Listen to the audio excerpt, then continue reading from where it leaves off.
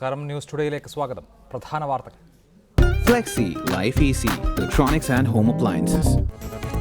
അസഹിഷ്ണുതാ വിവാദത്തിൽ കേന്ദ്ര സർക്കാരിന്റെ മറുപടി. സമന്വയമാണ് ഭൂരിപക്ഷത്തെക്കാൾ പ്രധാനമെന്ന് പ്രധാനമന്ത്രി. हमारा संविधान dignity for Indian and unity for India, इस दो मूल मंत्र को साकार करता है. ഇന്ത്യയെ ഹിറ്റ്ലറോട് ഉപമിച്ച് ജെയ്റ്റ്ലി. നെഹ്റുവിനെ ഓർക്കാത്തവർ ഹിറ്റ്ലറെ ഓർക്കുന്നത് അസഹിഷ്ണുതയെന്ന് കോൺഗ്രസിന്റെ മറുപടി. ചരക്കു സേവന നികുതി ബിൽ പാസാക്കാൻ സർക്കാരിന്റെ സമവായ നീക്കം. പ്രധാനമന്ത്രി സോണിയാഗാന്ധിയുമായും മൻമോഹൻ സിംഗുമായും ചർച്ച നടത്തുന്നു. നിലപാടിൽ ഉറച്ച കോൺഗ്രസ്. പാക് അധീന കശ്മീർ പാകിസ്ഥാന്റെ ഭാഗമാണെന്ന് ഫറൂഖ് അബ്ദുള്ള. ഇനിയും പാകിസ്ഥാന്റെ ഭാഗമായി തന്നെ പാക് അധീന കശ്മീർ തുടരും. वो पाकिस्तान का हिस्सा है और पाकिस्तान का हिस्सा रहेगा. ये भारत का हिस्सा है, ये भारत का हिस्सा रहेगा. രൂക്ഷ വിമർശനവുമായി ബി.ജെ.പി. പുതിയ നിലപാടല്ലെന്ന് ഒമർ അബ്ദുള്ള. ഡെപ്യൂട്ടി സ്പീക്കർ തെരഞ്ഞെടുപ്പ് ബുധനാഴ്ച. പാലോട് രവി യു.ഡി.എഫ് സ്ഥാനാർത്ഥി. സ്ഥാനം വേണ്ടെന്ന് കെ മുരളീധരൻ പാർട്ടിയെ അറിയിച്ചു. പുതുതായി രൂപീകരിക്കുന്ന മുന്നണിയിലേക്ക് കേരള കോൺഗ്രസ് മാണി ഗ്രൂപ്പിനെ സ്വാഗതം ചെയ്ത് വെള്ളാപ്പള്ളി നടേശൻ. ജെ.ഡി.യുവിനെ കടന്നാക്രമിച്ച് പാലക്കാട് ഡി.സി.സി പ്രസിഡന്റ്. അർഹതയില്ലാത്ത സീറ്റുകൾ ചോദിച്ചു വാങ്ങി തൊട്ടതിന് ഞങ്ങൾ എന്ത് പിഴച്ചു. പാലക്കാട് ഉപസമിതി റിപ്പോർട്ട് ഉടൻ പുറത്തുവിടണമെന്ന് ജെ.ഡി.യു നേതൃത്വം. തൃശൂരിൽ കോൺഗ്രസും വർഗീയ പ്രസ്ഥാനങ്ങളും തമ്മിൽ മഹാസഖ്യമുണ്ടാക്കിയെന്ന് തൃശൂർ അതിരൂപത. ഓൺലൈൻ പെൺവാണിഭ കേസിൽ ജോഷിയുടെ സഹായിയുടെ ഞെട്ടിക്കുന്ന വെളിപ്പെടുത്തൽ. ഇടപാടുകാർക്ക് വഴങ്ങാത്ത സ്ത്രീകളെ എയ്ഡ്സ് രോഗിയായ ഡ്രൈവറുമായി ലൈംഗിക ബന്ധത്തിന് നിർബന്ധിച്ചു. രാഹുൽ പശുപാലിനെയും രശ്മിയെയും തനിക്കറിയില്ലെന്ന് അച്ചായൻ ജോഷി. HSBC ബാങ്ക് ഇന്ത്യയിലെ തങ്ങളുടെ പ്രവർത്തനം അവസാനിപ്പിക്കുന്നു. ആഗോള വിപണിയിൽ ശ്രദ്ധ കേന്ദ്രീകരിക്കാനെന്ന വിശദീകരണം. 30,000-ഓളം ജീവനക്കാർക്ക് തൊഴിൽ നഷ്ടമാകും. അഞ്ജു ബോബി ജോർജ് സ്പോർട്സ് കൗൺസിലിന്റെ പുതിയ അധ്യക്ഷ. GK ഇബ്രാഹിം കുട്ടി ഉപാധ്യക്ഷൻ. മെറിറ്റാണ് പ്രസിഡന്റ് സ്ഥാനത്തേക്കുള്ള മാനദണ്ഡമെന്ന് കായിക മന്ത്രി. ദക്ഷിണാഫ്രിക്കയ്ക്കെതിരായ ടെസ്റ്റ് പരമ്പരയിൽ ഇന്ത്യക്ക് ജയം. 4 ടെസ്റ്റുകളുടെ പരമ്പരയിൽ ഇന്ത്യ 2-0 മുന്നിൽ. ദക്ഷിണാഫ്രിക്കയ്ക്കെതിരായ ഇന്ത്യയുടെ ടെസ്റ്റ് പരമ്പര ജയം 11 വർഷത്തിന് ശേഷം. നിയമസഭാ ഡെപ്യൂട്ടി സ്പീക്കർ തെരഞ്ഞെടുപ്പ് ബുധനാഴ്ച നടക്കും. പാലോട് രവിയാണ് യു.ഡി.എഫിന്റെ സ്ഥാനാർത്ഥി. പദവി ഏറ്റെടുക്കാനില്ലെന്ന് കെ മുരളീധരൻ അറിയിച്ച സാഹചര്യത്തിലാണ് പാലോട് രവിയെ ഡെപ്യൂട്ടി സ്പീക്കർ സ്ഥാനത്തേക്ക് പരിഗണിച്ചത്. ബുധനാഴ്ച രാവിലെ 9:30 നിയമസഭയിലാണ് ഡെപ്യൂട്ടി സ്പീക്കർ തെരഞ്ഞെടുപ്പ് നടക്കുക. ഡെപ്യൂട്ടി സ്പീക്കർ സ്ഥാനാർത്ഥികൾക്ക് 1-ാം തീയതി 12 മണി വരെ നിയമസഭാ സെക്രട്ടറി മുമ്പാകെ നാമനിർദ്ദേശ പത്രിക സമർപ്പിക്കാമെന്ന് സ്പീക്കർ വാർത്താക്കുറിപ്പിൽ അറിയിച്ചു. നെടുമങ്ങാട് MLA പാലോട് രവിയാണ് യു.ഡി.എഫിന്റെ സ്പീക്കർ സ്ഥാനാർത്ഥി. ഐ ഗ്രൂപ്പ് കെ മുരളീധരന്റെ പേര് നിർദ്ദേശിച്ചിരുന്നെങ്കിലും ഡെപ്യൂട്ടി സ്പീക്കർ സ്ഥാനത്തേക്കില്ലെന്ന് മുരളീധരൻ ആഭ്യന്തരമന്ത്രി രമേശ് ചെന്നിത്തലയെ അറിയിച്ചു. ഇതോടെയാണ് പാലോട് രവിയുടെ പേര് KPCC നേതൃത്വം നിശ്ചയിച്ചത്. ഞാൻ മനസ്സിലാക്കുന്നത് മുഖ്യമന്ത്രിയെ ചുമതലപ്പെടുത്തി, UDF യോഗം കൂടി മുഖ്യമന്ത്രിയെ ചുമതലപ്പെടുത്തി. എന്നിട്ട് മുഖ്യമന്ത്രി UDF കക്ഷികളുമായിട്ടൊക്കെ ആലോചിച്ചിട്ടാണ് ഇത് തീരുമാനമെടുത്തിരിക്കുന്നത്. കോൺഗ്രസിന്റെ സ്ഥാനാർത്ഥിയെ കോൺഗ്രസിനാണെങ്കിൽ കോൺഗ്രസിന്റെ സ്ഥാനാർത്ഥിയെ തീരുമാനിക്കുന്നത് KPC പ്രസിഡന്റും മുഖ്യമന്ത്രിയും ശ്രീ രമേശ് ചെന്നിത്തലയും അവർ കൂട്ടായി ആലോചിച്ചാണ് കോൺഗ്രസിലെ സ്ഥാനാർത്ഥിയെ തീരുമാനിക്കുന്നത്. മത്സരിക്കുന്ന കാര്യത്തിൽ ഇടതുമുന്നണി അന്തിമമായ തീരുമാനത്തിൽ ഇതുവരെ എത്തിയിട്ടില്ല. PC ജോർജിന്റെ രാജിയോടെ നിയമസഭയിലെ ബലാബലം 74-66 എന്ന നിലയിലാണ്. അംഗങ്ങളുടെ എണ്ണത്തിൽ സഭയിൽ UDFന് വിജയമുറപ്പിക്കാമെങ്കിലും ജനതാദൾ യു ഉൾപ്പെടെയുള്ള കക്ഷികളുടെ നിലപാട് നിർണായകമാകും. റിപ്പോർട്ടർ, തിരുവനന്തപുരം. ചർച്ചയിൽ ശ്രീ രാജ്മോഹൻ ഉണ്ണിത്താൻ കോൺഗ്രസ് വക്താവ്, ശ്രീ C ദിവാകരൻ CPI നിയമസഭാ കക്ഷി നേതാവ്, ശ്രീ R അജിത് കുമാർ മംഗളം റെസിഡന്റ് എഡിറ്റർ, RSP നേതാക്കളെ ടെലിഫോൺ ലൈനിൽ ചർച്ചയിൽ പ്രതീക്ഷിക്കുകയും ചെയ്യുന്നു. ആദ്യം ശ്രീ രാജ്മോഹൻ ഉണ്ണിത്താൻ, മാർച്ച് മാസം മുതൽ ഒഴിഞ്ഞുകിടക്കുകയാണ് ഡെപ്യൂട്ടി സ്പീക്കറുടെ പദവി. അതിനിടയിൽ 2 നിയമസഭാ സമ്മേളനം കഴിഞ്ഞു. ഇനി കാലാവധി തീരാൻ 4 മാസം മാത്രം നിയമസഭ ശേഷിക്കെ 2 സമ്മേളനങ്ങൾ മാത്രമുള്ളപ്പോൾ എന്തിനാണ് ഒരു പുതിയ ഡെപ്യൂട്ടി സ്പീക്കർ?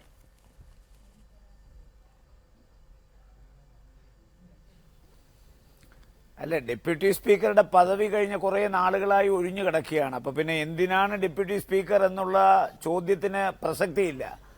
ഡെപ്യൂട്ടി സ്പീക്കറെ നിയമിക്കാൻ കുറേ കാലതാമസം വന്നു എന്നുള്ളതൊരു യാഥാർത്ഥ്യമാണ്. അതൊഴിച്ചു നിർത്തിയാൽ ഡെപ്യൂട്ടി സ്പീക്കറിന്റെ പദവി അനിവാര്യമാണ്.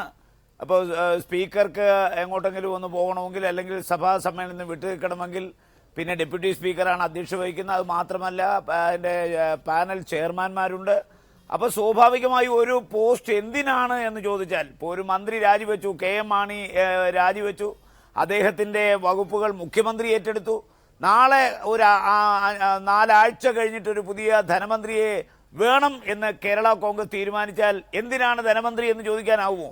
എന്ന് പറഞ്ഞതുപോലെ ഡെപ്യൂട്ടി സ്പീക്കറുടെ പദവി ഒഴിഞ്ഞു കിടക്കുന്നു, അതിൽ കുറെ കാലതാമസം വന്നു എന്ന് ഒഴിച്ചാക്ക് ആ പദവി അനിവാര്യമായ ഒരു പദവിയാണ്, അതിൽ ആള് വരേണ്ടത് വളരെ അനിവാര്യമായ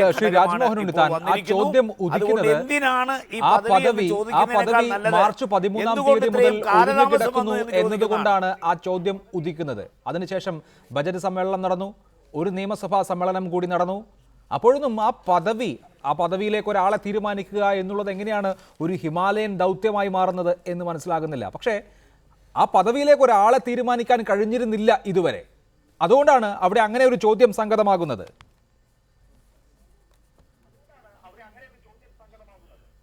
തീർച്ചയായിട്ടും എന്തുകൊണ്ടാണ് കാലതാമസം ഉണ്ടായത് എന്ന് ചോദിച്ചാൽ പറയാം. പിന്നെ ഒരു മുന്നണി രാഷ്ട്രീയ സംവിധാനത്തിൽ നിൽക്കുമ്പോഴാണ് ഇതിൻ്റെയൊക്കെ ബുദ്ധിമുട്ടുകൾ സ്വാഭാവികമായും പലർക്കും മനസ്സിലാകുന്നത്. ഇപ്പോൾ ഈ ഡെപ്യൂട്ടി സ്പീക്കർ പദവിയെ സംബന്ധിച്ചിടത്തോളം ഇത് കോൺഗ്രസിന് അർഹതപ്പെട്ടതാണ്, അവകാശപ്പെട്ടതാണ്. പക്ഷേ ഈ മുന്നണിയിലേക്ക് പുതുതായി കടന്നു വന്ന ഒരു രാഷ്ട്രീയ പ്രസ്ഥാനമായ RSP ഈ പദവി ആവശ്യപ്പെട്ടൊരു സാഹചര്യം മുന്നണിയിൽ ഉണ്ടായിരുന്നു. അപ്പോൾ സ്വാഭാവികമായി അരുവിക്കര ഇലക്ഷൻ വന്നു, കുറെ കഴിഞ്ഞു. അപ്പോൾ സ്വാഭാവികമായി UDF യോഗം കൂടി. ആ യോഗം കേരളത്തിലെ മുഖ്യമന്ത്രിയെ ചുമതലപ്പെടുത്തി എല്ലാ ഘടകകക്ഷികളുമായി ചർച്ച ചെയ്ത് ഒരു സമവായമുണ്ടാക്കാൻ, ആ സമവായത്തിന്റെ അടിസ്ഥാനത്തിൽ UDF-ലെ കക്ഷികൾ പരിപൂർണമായി സമ്മതിച്ചു. ഈ സ്ഥാനം കോൺഗ്രസ് വഹിക്കുന്നതിൽ ഞങ്ങൾക്ക് അഭിപ്രായ വ്യത്യാസമില്ല. അതിന്റെ അടിസ്ഥാനത്തിൽ കോൺഗ്രസിന്റെ നേതാക്കൾ ശ്രീ VM സുധീരനും മുഖ്യമന്ത്രിയും രമേശ് ചെന്നിത്തലയും കൂടി കൂട്ടായി ചർച്ച ചെയ്തിട്ടാണ് കോൺഗ്രസിലെ ഏറ്റവും സീനിയർ നേതാക്കന്മാരിൽ ഒരാളായ ശ്രീ പാലോട് രവിയുടെ പേര് ഈ സ്ഥാനത്തേക്ക് നിർദ്ദേശിച്ചത്. ശരി, Shri C Divakaran, deputy speaker സ്ഥാനത്തേക്ക് ഇടതുമുന്നണിക്ക് സ്ഥാനാർത്ഥി ഉണ്ടാകുമോ? തീർച്ചയായിട്ടും ഉണ്ടാവും. ഇതിൽ ശ്രീ സി ദിവാകരൻ, സ്പീക്കറുടെ തെരഞ്ഞെടുപ്പ് നടന്നപ്പോൾ ഇടതുമുന്നണിക്ക് സ്ഥാനാർത്ഥി ഉണ്ടായിരുന്നു. ആയിഷ പോറ്റി മത്സരിച്ചു. ആ സമയത്ത് 74-66 എന്നുള്ളതായിരുന്നു കക്ഷിനില. ഇത്തവണ തീർച്ചയായും താങ്കൾ സൂചിപ്പിച്ചതുപോലെ ഡെപ്യൂട്ടി സ്പീക്കർ തെരഞ്ഞെടുപ്പിലും ഇടതുമുന്നണി മത്സരിക്കുമ്പോൾ അതിൽ ഈ PC ജോർജിൻ്റെ ഒരു വോട്ട് മാറ്റി നിർത്തിയാൽ എന്തെങ്കിലും തരത്തിലുള്ള മാറ്റം നിങ്ങൾ പ്രതീക്ഷിക്കുന്നുണ്ടോ? അങ്ങനെ ഒന്ന് സാധ്യമാകുമോ?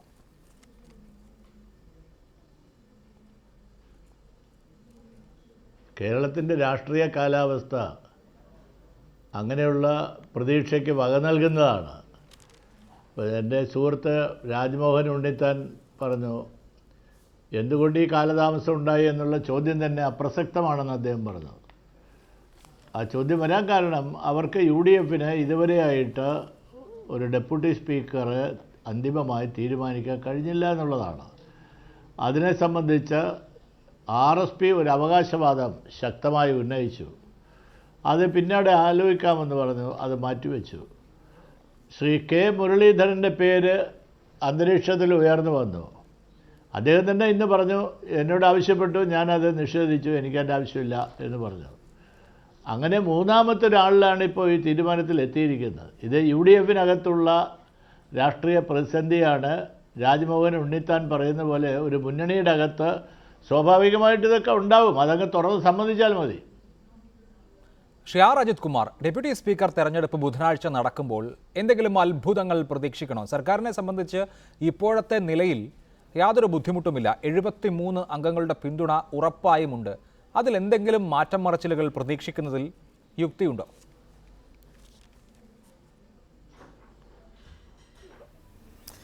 പ്രതീക്ഷിക്കാമെന്ന് തോന്നുന്നില്ല. കാരണം ശ്രീ പാലോട് രവിയുടെ പേര് പ്രഖ്യാപിക്കുന്നതിന് മുമ്പ് തന്നെ, അന്തിമ തീരുമാനമെടുക്കുന്നതിന് മുമ്പ് തന്നെ ഇടഞ്ഞു നിൽക്കുന്ന RSPയെ അനുനയിപ്പിക്കാൻ UDF ശ്രമിച്ചു കാണും. മുഖ്യമന്ത്രി ഉൾപ്പെടെ നേതാക്കൾ അതിനുള്ള ഫോർമുല ഉരുത്തിരിഞ്ഞു കാണും. മുന്നോക്ക കോർപ്പറേഷൻ ചെയർമാൻ സ്ഥാനം കൊടുക്കുമെന്ന് വാർത്ത കണ്ടു. അപ്പോൾ അതുകൊണ്ട് ആ തരത്തിൽ ശ്രീ കോവൂർ കുഞ്ഞുമോനെ അല്ലെങ്കിൽ RSPയെ അനുനയിപ്പിക്കുന്നതിനുള്ള ശ്രമം ഇതിനകം തന്നെ വിജയിച്ചു കാണും. അല്ലായിരുന്നെങ്കിൽ ഇത്രനാൾ മാറ്റിവെച്ച ഒരു തീരുമാനം ഇത്ര പെട്ടെന്ന് ഈ നിയമസഭാ സമ്മേളനത്തിൽ ഡെപ്യൂട്ടി സ്പീക്കർ സ്ഥാനം RSPക്കാണ് എന്നും കോവൂർ കുഞ്ഞുമോനായിരിക്കും സ്ഥാനാർത്ഥി എന്നും പാർട്ടിയുടെ സംസ്ഥാന സെക്രട്ടറി പരസ്യമായി മാധ്യമങ്ങളോട് പറഞ്ഞതാണ്. പക്ഷെ അത് നടപ്പാകുന്നില്ല. RSPയെ സംബന്ധിച്ച് അണികളോടെങ്കിലും മറുപടി പറയേണ്ടി വരില്ലേ? ഹലോ ആ ഹലോ, ശ്രീ കോവൂർ കുഞ്ഞുമോൻ കേൾക്കാമോ? ക്ലിയർ ആവുന്നില്ലല്ലോ. ഞാൻ ചോദിക്കുന്നത് ഇപ്പോൾ കേൾക്കാമോ? കേൾക്കാം കേൾക്കാം. ഡെപ്യൂട്ടി സ്പീക്കർ സ്ഥാനം RSPക്കാണ്. കോവൂർ കുഞ്ഞുമോനായിരിക്കും സ്ഥാനാർത്ഥി എന്നുള്ളത് പാർട്ടി സംസ്ഥാന സെക്രട്ടറി A അസീസ് മാധ്യമങ്ങളുടെ മുൻപാകെ തന്നെ പ്രഖ്യാപിച്ച കാര്യമാണ്. പക്ഷേ അതല്ല നടപ്പാകുന്നത്. പാർട്ടിയുടെ അണികളുടെയും പ്രവർത്തകരുടെയും മുന്നിലെങ്കിലും വിശദീകരിക്കേണ്ടി വരില്ലേ പാർട്ടിക്ക്? ഞങ്ങളുടെ പാർട്ടിയുടെ സംസ്ഥാന സെക്രട്ടേറിയറ്റ് കൂടി തീരുമാനിച്ചത് RSPക്ക് ഡെപ്യൂട്ടി സ്പീക്കർ സ്ഥാനം വേണം. അതുകൊണ്ട് UDFന്റെ ഉന്നതാധികാര സമിതിയെ സമീപിക്കാൻ തീരുമാനിച്ചു. അതിന്റെ അടിസ്ഥാനത്തിൽ കത്ത് കൊടുക്കുകയും ബഹുമാനപ്പെട്ട മുഖ്യമന്ത്രി അടക്കം KPCC പ്രസിഡന്റ് അടക്കം ആഭ്യന്തരമന്ത്രി അടക്കമുള്ള നേതാക്കന്മാരെ നേരിൽ ഞങ്ങളുടെ പാർട്ടിയുടെ നേതാക്കന്മാർ കണ്ടു. ഈ ആവശ്യം മുഖ്യമന്ത്രി ഉന്നയിച്ചപ്പോൾ UDFന്റെ ഉന്നതാധികാര സമിതി ഉചിതമായ തീരുമാനമെടുക്കുന്നതിന് വേണ്ടി ബഹുമാനപ്പെട്ട മുഖ്യമന്ത്രിയെ ചുമതലപ്പെടുത്തി. അതിന്റെ അടിസ്ഥാനത്തിലാണ് ഞങ്ങൾക്ക് കിട്ടും എന്നതിന്റെ 100% ഞങ്ങൾക്ക് വിശ്വാസമുള്ളത് കൊണ്ടാണ് ഞങ്ങളുടെ സംസ്ഥാന സെക്രട്ടറി A അസീസ് എന്റെ പേര് തന്നെ നിർദ്ദേശിക്കുകയും സ്ഥാനാർത്ഥിയായി എന്നെ പ്രഖ്യാപിക്കുകയും ചെയ്തിട്ടുള്ളത്. നിർഭാഗ്യവശാൽ തീരുമാനം എടുക്കാൻ അല്പം കാലതാമസം ഗവൺമെന്റിന് വന്നു. ഇനി ഈ ഡെപ്യൂട്ടി സ്പീക്കർ സ്ഥാനം വെറും 3 മാസത്തേക്ക് മാത്രമേ ഉപയോഗപ്പെടുത്താൻ കഴിയൂ. അതുകൊണ്ട് ഞാൻ തന്നെ സ്വയം പറഞ്ഞതാണ്, ഈ 3 മാസത്തേക്ക് ഡെപ്യൂട്ടി സ്പീക്കർ സ്ഥാനം എനിക്ക് വേണ്ട എന്ന് ഞാൻ എന്റെ നല്ല മനസ്സോടുകൂടി തന്നെ ഞാൻ തുറന്ന് ബഹുമാനപ്പെട്ട മുഖ്യമന്ത്രിയും ഞങ്ങളുടെ പാർട്ടിയുടെ നേതാക്കന്മാരെ അടക്കം മന്ത്രി അടക്കമുള്ളവരെ ഞാൻ ബോധ്യപ്പെടുത്തിയിട്ടുള്ളതുമാണ്. ശ്രീ കോവൂർ കുഞ്ഞുമോൻ, ഇവിടെ നിങ്ങളെ സംബന്ധിച്ച് കഴിഞ്ഞ മാർച്ച് മാസം മുതൽ ഉള്ള ചർച്ച, ഏപ്രിൽ മാസം ആദ്യ വാരമാണ് RSP ഇങ്ങനെ ഒരു പ്രഖ്യാപനം നടത്തിയത്. പക്ഷേ അത് നടപ്പാകുന്നില്ല എന്നുള്ളത് പാർട്ടിയെ സംബന്ധിച്ച് അപമാനകരമാണല്ലോ. ഇത് ആദ്യത്തെ അപമാനമല്ല. അരുവിക്കര സീറ്റ് നിങ്ങൾ മത്സരിച്ചു കൊണ്ടിരുന്ന സീറ്റാണ്. ആ സീറ്റ് RSP ചോദിക്കുന്നു, കിട്ടുന്നില്ല. തിരുവിതാംകൂർ ദേവസ്വം ബോർഡിൽ നിങ്ങൾക്കൊരു സ്ഥാനം കിട്ടും എന്ന് പ്രതീക്ഷിക്കുന്നു, കിട്ടുന്നില്ല. ഡെപ്യൂട്ടി സ്പീക്കർ സ്ഥാനത്തേക്ക് ഞങ്ങളാണ് മത്സരിക്കുക എന്ന് പ്രഖ്യാപിക്കുന്നു, അത് നടപ്പാകുന്നില്ല. RSP അപഹാസ്യമാകുന്ന നിലയില്ലേ? അല്ല, ഇതിനകത്ത് ചില വസ്തുതകളുണ്ട്, അത് ബോധ്യപ്പെടേണ്ടതായിട്ടുണ്ട്. ഇത്രയും ഈ ഡെപ്യൂട്ടി സ്പീക്കർ തീരുമാനം ഇത്രയും വൈകിയത് തീർച്ചയായിട്ടും അതൊരു നല്ല നിലയിലുള്ള തീരുമാനമല്ല. അത് ഞാൻ കുറ്റപ്പെടുത്തിക്കൊണ്ട് തന്നെ സംസാരിക്കുകയാണ്. യഥാർത്ഥത്തിൽ ഇത് RSPക്ക് തരണമെന്നുണ്ടെങ്കിൽ തീർച്ചയായിട്ടും നേരത്തെ 10 മാസത്തിന് മുമ്പ് തന്നെ ഇത് തരാമായിരുന്നു. പക്ഷെ എന്താണ് ഇതിൽ സംഭവിച്ചതെന്ന് എനിക്ക് തന്നെ അറിയാൻ കഴിയുന്നില്ല, ഞങ്ങളുടെ പാർട്ടി നേതാക്കന്മാർക്കും അറിയാൻ കഴിയുന്നില്ല. വൈകിപ്പോയി. അതുകൊണ്ട് വൈകി വന്ന ഈ സ്ഥാനത്തിനോട് പ്രത്യേകിച്ച് എനിക്ക് യോജിപ്പില്ലാത്തതുകൊണ്ടാണ് ഞാനത് നിഷേധിച്ചിട്ടുള്ളത്. അതേപോലെ തന്നെ പരമ്പരാഗതമായി എത്രയോ വർഷക്കാലമായി തിരുവിതാംകൂർ ദേവസ്വം ബോർഡിൽ RSPയുടെ പ്രതിനിധി ഉണ്ടായിരുന്നു നാളിതേവരെ. പക്ഷെ ഞങ്ങൾക്ക് അത് തീർച്ചയായിട്ടും ലഭിക്കേണ്ടതായിരുന്നു. ഞങ്ങൾ അതും ആവശ്യപ്പെട്ടതാണ്. പക്ഷെ UDFന്റെ ഉന്നതാധികാര സമിതി തീരുമാനിച്ചതല്ല 2 മെമ്പർമാരെ തീരുമാനിച്ചിട്ടുള്ളത്. ഞങ്ങളുടെ പാർട്ടിയുടെ നേതാക്കന്മാരോ UDF അറിഞ്ഞില്ല, മറ്റ് ഘടകകക്ഷി നേതാക്കന്മാർ അറിഞ്ഞിട്ടുണ്ട് എന്ന് എനിക്ക് തോന്നുന്നില്ല. അത് കോൺഗ്രസ് അവരുടെ വ്യക്തിപരമായ തീരുമാനത്തിൽ എടുത്ത തീരുമാനമാണ്. പ്രയാർ ഗോപാലകൃഷ്ണനെ പ്രസിഡന്റായും അജയ് തറയലിനെ ദേവസ്വം ബോർഡ് മെമ്പറാക്കിയും തീരുമാനിച്ചത് കോൺഗ്രസ് തന്നെയാണ്. അത് UDFന്റെ തീരുമാനമല്ല എന്നാണ് എനിക്ക് മനസ്സിലാക്കാൻ കഴിഞ്ഞിട്ടുള്ളത്. പക്ഷേ അതും നിർഭാഗ്യവശാൽ അതും ഞങ്ങൾക്ക് ലഭിച്ചില്ല. ഞങ്ങൾക്ക് അതിൻ്റെതായിട്ടുള്ള വിഷമമുണ്ട്. പക്ഷേ ഇപ്പോ ആ വിഷമം ഞങ്ങൾ UDFന്റെ ഉന്നതാധികാര സമിതിയിലും മറ്റു ഇതര യോഗങ്ങളിൽ ഞങ്ങൾ പറഞ്ഞിട്ടുണ്ട്. പക്ഷേ അതിന് പകരമായി മുന്നോക്ക വികസന കോർപ്പറേഷൻ ഞങ്ങൾക്ക് തരാമെന്ന് UDF തീരുമാനിച്ചിട്ടുണ്ട്. ഇതിൽ ശ്രീ കോവൂർ കുഞ്ഞുമോൻ, മുന്നാക്ക വികസന കോർപ്പറേഷൻ ലഭിക്കുക എന്നുള്ളതിനേക്കാൾ RSP ആലോചിക്കേണ്ടത് UDFൽ RSPക്ക് എന്താണ് സംഭവിക്കുന്നത് എന്നുള്ളതാണല്ലോ. ചോദിക്കുന്ന സ്ഥാനങ്ങൾ കിട്ടുന്നില്ല എന്നുള്ളത് ഒരു വസ്തുത.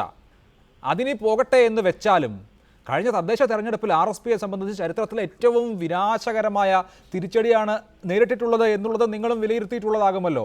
താങ്കളുടെ മണ്ഡലമായ കുന്നത്തൂരിലും ഇരവിപുരത്തും എന്തിന് ചവറ നീണ്ടകര മേഖലയിലടക്കം RSPയെ സംബന്ധിച്ച് ചരിത്രത്തിലെ ഏറ്റവും വലിയ തിരിച്ചടി കൂടി ഏറ്റുവാങ്ങി നിൽക്കുമ്പോഴാണ് നമ്മൾ ഈ വിഷയം ചർച്ച ചെയ്യുന്നത്. ആ നിലയ്ക്ക് RSPയെ സംബന്ധിച്ച് എങ്ങനെ ഇനി മുന്നോട്ട് പോകുമെന്ന ഒരു പുനരാലോചനയ്ക്ക് പ്രസക്തിയുണ്ടോ?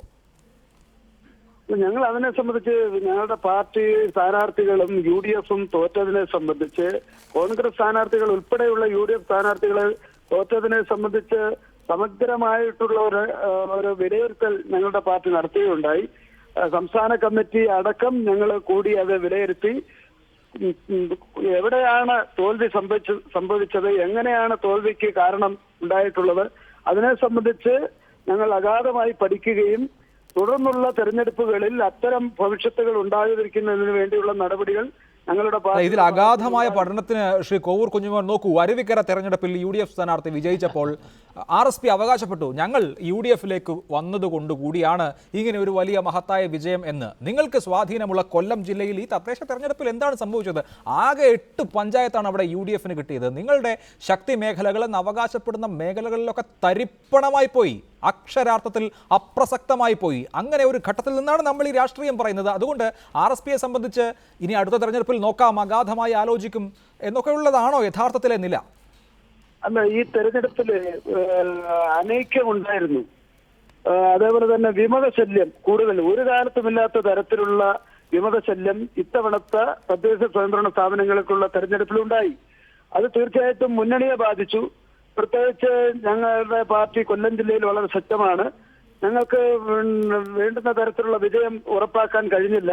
അത് തികച്ചും വളരെ പരാജയമാണ്, ഞങ്ങൾ പൂർണ്ണമായും സമ്മതിക്കുന്നു. ആ തെറ്റുകൾ, ആ പരാജയം ഞങ്ങളുടെ മുന്നിൽ നിൽക്കെ തന്നെ തുടർന്ന് അങ്ങനെയുള്ള ഒരു അവസ്ഥ ഉണ്ടാകാതിരിക്കാൻ ഞങ്ങളുടെ പാർട്ടി ആലോചിക്കുന്നതാണ്. ഇതിൽ ശ്രീ കോവൂർ കുഞ്ഞുമോൻ, കാര്യങ്ങൾ ഇങ്ങനെ പോവുകയാണെങ്കിൽ ഇതാണ് കൊല്ലത്തെ രാഷ്ട്രീയമെങ്കിൽ ഇരവിപുരവും കുന്നത്തൂരും നിശ്ചയമായും നിങ്ങൾക്ക് നഷ്ടപ്പെടാൻ പോവുകയാണ്. ചവറയിൽ ഒരു കൈ നോക്കാം, തീർച്ചയായും പാർട്ടിയുടെ ഒരു ശക്തി മേഖല എന്നുള്ള നിലയ്ക്കും ഷിബു ബേബി ജോണിൻ്റെ വ്യക്തിപരമായ പ്രഭാവം എന്നുള്ള നിലയ്ക്കും ചവറയെ സംബന്ധിച്ച് ഒരു പക്ഷേ കുറച്ച് ആത്മവിശ്വാസം ഉണ്ടാകാം. അതിനപ്പുറത്തൊരു നിയമസഭാ തെരഞ്ഞെടുപ്പിന് ഇനി 4 മാസമേ ഉള്ളൂ. RSP യഥാർത്ഥത്തിൽ പരിഭ്രമിക്കേണ്ട അവസ്ഥയിലല്ലേ? അല്ല, തീർച്ചയായിട്ടും അത് ഞങ്ങൾ അതിനെ സംബന്ധിച്ച് ഞങ്ങൾ വിലയിരുത്തി കഴിഞ്ഞു. തുടർന്നുള്ള പരാജയം ഉണ്ടാകാതിരിക്കാനുള്ള നടപടി UDFിന്റെ ഭാഗത്തുനിന്നും പ്രത്യേകിച്ച് കോൺഗ്രസിന്റെ ഭാഗത്തു നിന്നും RSPയുടെ ഭാഗത്തു നിന്നും ഉണ്ടാകും. തെറ്റുകൾ തെറ്റായി കണ്ടുകൊണ്ട്, വീഴ്ചകളായി കണ്ടുകൊണ്ട് തന്നെ ഇനിയും അത്തരത്തിലുള്ള തെറ്റുകളും വീഴ്ചകളും ആവർത്തിക്കാതിരിക്കാൻ ഞങ്ങൾ നടപടിയെടുക്കുന്നതാണ്. തീർച്ചയായിട്ടും വരുന്ന നിയമസഭാ തെരഞ്ഞെടുപ്പിൽ അതിൻ്റെതായിട്ടുള്ള ഗൗരവം ഉൾക്കൊണ്ടുകൊണ്ട് തന്നെ ഞങ്ങൾ പ്രവർത്തിക്കും. UDF അത്തരത്തിൽ വളരെ മെച്ചപ്പെട്ട നിലയിലേക്ക് വരുന്ന തെരഞ്ഞെടുപ്പിൽ ഐക്യജനാധിപത്യ മുന്നണി വീണ്ടും അധികാരത്തിൽ വരുന്നതിന് വേണ്ടിയുള്ള പ്രവർത്തനങ്ങൾ ഐക്യജനാധിപത്യ മുന്നണിയുടെ ഭാഗത്തു നിന്നുണ്ടാകും. റൈറ്റ്. ശ്രീ രാജ്മോഹൻ ഉണ്ണിത്താൻ, കൊണ്ടു നടന്നതും നീയേ ചാപ്പ, കൊണ്ടുപോയി കൊല്ലിച്ചതും നീയേ ചാപ്പ എന്ന് പറഞ്ഞതുപോലെ ആയോ RSPയെ കൊണ്ടു നടക്കുന്ന കോൺഗ്രസിന്റെ അവസ്ഥ? താങ്കളുടെ ജില്ലയിൽ കൊല്ലത്താണ് UDFിനെ സംബന്ധിച്ച് ഏറ്റവും വലിയ തിരിച്ചടി നേരിട്ടത്. അതിൽ RSPക്ക് സംഭവിച്ച നഷ്ടം തീർച്ചയായും ആ പാർട്ടിയുടെ തന്നെ പ്രസക്തിയെക്കുറിച്ച് അവർക്ക് ആശങ്കയും പരിഭ്രാന്തിയും ഉണ്ടാക്കുന്നതാണ്. അപ്പോഴാണ് അവർ ചോദിക്കുന്ന സ്ഥാനങ്ങളൊക്കെ അവർക്ക് കൊടുക്കാതിരിക്കുകയും ചെയ്യുന്നത്.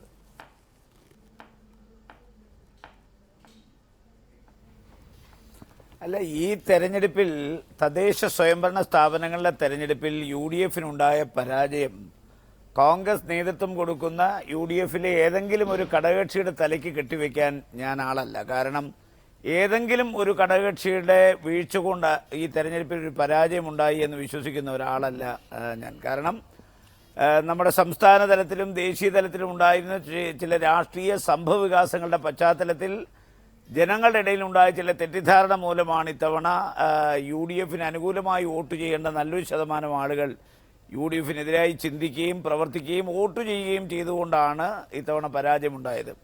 ഞങ്ങൾ 14 ജില്ലയിൽ, തിരുവനന്തപുരം ഒഴിച്ച് ബാക്കി 13 ജില്ലയിലെയും പ്രവർത്തകരെ കണ്ട് അവരുടെ ഒരു റിപ്പോർട്ട് കളക്ട് ചെയ്തതിനു ശേഷമാണ് തിരുവനന്തപുരത്ത് KPC ഓഫീസിൽ ഒരു എക്സസൈസ് ആരംഭിച്ചു. അത് 30-ാം തീയതി തിരുവനന്തപുരം കൂടി കഴിയുന്നതോടുകൂടി പൂർത്തിയാവുകയാണ്. അതിനകത്തെങ്ങും ഏതെങ്കിലും ഒരു ഘടകകക്ഷിയാണ് ഈ തെരഞ്ഞെടുപ്പിൽ പരാജയത്തിന് ഉത്തരവാദി എന്ന് ഒരു ജില്ലയിൽ ആരും സൂചിപ്പിച്ചതായി എനിക്ക് മനസ്സിലായിട്ടില്ല. അതുകൊണ്ട് ഈ പരാജയത്തിന്റെ പിതൃത്വം ഏതെങ്കിലും കക്ഷികളുടെ തലയിൽ കെട്ടിവെക്കാനോ അതിനൊരു മാപ്പുസാക്ഷിയെ കണ്ടെത്താനോ ഈ അവസരത്തിൽ ഞാൻ ഒരു മുന്നണി രാഷ്ട്രീയ ബാലൻ, UDFിൽ ബുദ്ധിമുട്ടുകൾ ഉണ്ട് എങ്കിലും RSPക്ക് വേറൊരു ചിന്തയില്ല. ജനതാദൾ യുണൈറ്റഡും ഞങ്ങളിപ്പോൾ UDFിലാണല്ലോ എന്ന നിലപാടിലാണ്. അതുകൊണ്ട് തന്നെ ഈ ബുധനാഴ്ച നടക്കാനിരിക്കുന്ന ഡെപ്യൂട്ടി സ്പീക്കർ തെരഞ്ഞെടുപ്പിൽ ഇടതുപക്ഷം സ്ഥാനാർത്ഥിയെ മത്സരിച്ചതുകൊണ്ട് ഈ അക്കത്തിൽ എന്തെങ്കിലും മാറ്റം ഉണ്ടാകാനുള്ള സാധ്യതയുണ്ടോ? അല്ല, ഇടതുപക്ഷ ജനാധിപത്യ മുന്നണി ഡെപ്യൂട്ടി സ്പീക്കർ സ്ഥാനത്തേക്ക് ആളെ മത്സരിപ്പിക്കും, അതിൽ യാതൊരു സംശയവുമില്ല. യഥാർത്ഥത്തിൽ ഐക്യ ജനാധിപത്യ മുന്നണിയുടെ കൂടെ നിന്ന ജനതാദളിന്റെ അനുഭവം എന്താണ് എന്ന് ഞാൻ നിങ്ങളോട് ഇന്ന് രാവിലെ പറഞ്ഞതാണ്. എല്ലാ ബൂത്തിന്റെയും കണക്ക് എന്റെ കയ്യിലുണ്ട്.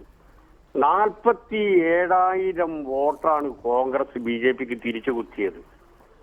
കഴിഞ്ഞ ലോകസഭാ തെരഞ്ഞെടുപ്പ് 2014 ലോകസഭാ തെരഞ്ഞെടുപ്പും 2009 ലോകസഭാ തെരഞ്ഞെടുപ്പും തമ്മിൽ പരിശോധിക്കുമ്പോൾ UDFന് 5 വർഷം കൊണ്ട് 47,000 വോട്ട് കിട്ടിയ വോട്ടാണ് UDFന്റെ വോട്ട് കുറഞ്ഞത്. അത് നേരെ BJPക്ക് പോയി. അത് കൃത്യമായി ഞാൻ പറഞ്ഞതാണ്. തെരഞ്ഞെടുപ്പ് കഴിഞ്ഞതിന് ശേഷം ശ്രേയാംസുകുമാറിനോട് ഞാൻ പറഞ്ഞു, നിങ്ങൾ വിചാരിക്കുന്നത് പോലെയല്ല, നിങ്ങൾക്ക് ജയിക്കാൻ പറ്റില്ല, നിങ്ങളെ വല്ലാത്ത രൂപത്തിൽ BJP ചതിച്ചിട്ടുണ്ട്, അതുകൊണ്ട് ഞങ്ങളുടെ വോട്ട് ഭയങ്കരമായിട്ട് വർദ്ധിക്കാൻ പോവാണെന്ന് ഞാൻ പറഞ്ഞതാണ്. ഇപ്പോ ഈ തദ്ദേശ ഭരണ സ്ഥാപനങ്ങളിൽ പാലക്കാട് ജില്ലയിലെ ജനതാദളിന് ഒരു സീറ്റ് കിട്ടിയിട്ടുണ്ടോ? RSPയുമായി ബന്ധപ്പെട്ടുകൊണ്ട് ഞാൻ പറയാം, കോവൂർ കുഞ്ഞുമോൻ ഇപ്പൊ കൃത്യമായിട്ട് പറഞ്ഞല്ലോ, ദേവസ്വം ബോർഡുമായി ബന്ധപ്പെട്ടുകൊണ്ട് അവർക്ക് അവകാശപ്പെട്ടല്ലേ, കൊടുത്തില്ലല്ലോ. ഒരു ഘടകകക്ഷി എന്നുള്ള നിലയിൽ സാമാന്യ ബുദ്ധി വെച്ചുകൊണ്ട് ഒരു ഘടകകക്ഷിയോട് ചോദിക്കണ്ടേ? ഏകപക്ഷീയമായി അവർ തീരുമാനിച്ചു ചെയർമാനെയും ബോർഡ് മെമ്പറെയും. ഇപ്പോ ഡെപ്യൂട്ടി സ്പീക്കറുമായി ബന്ധപ്പെട്ടുകൊണ്ടുള്ള സ്ഥാനത്തെ സംബന്ധിച്ച് ആദ്യം തന്നെ RSPക്ക് ഇത് കൊടുത്തിരുന്നുവെങ്കിൽ അവർ സ്വീകരിക്കുമായിരുന്നു. ഇത്രയും സമയം നീട്ടിക്കൊണ്ടുപോകേണ്ട യാതൊരു ആവശ്യവും. തീർച്ചയായും അതാണ് താങ്കൾ കാണുന്നത്.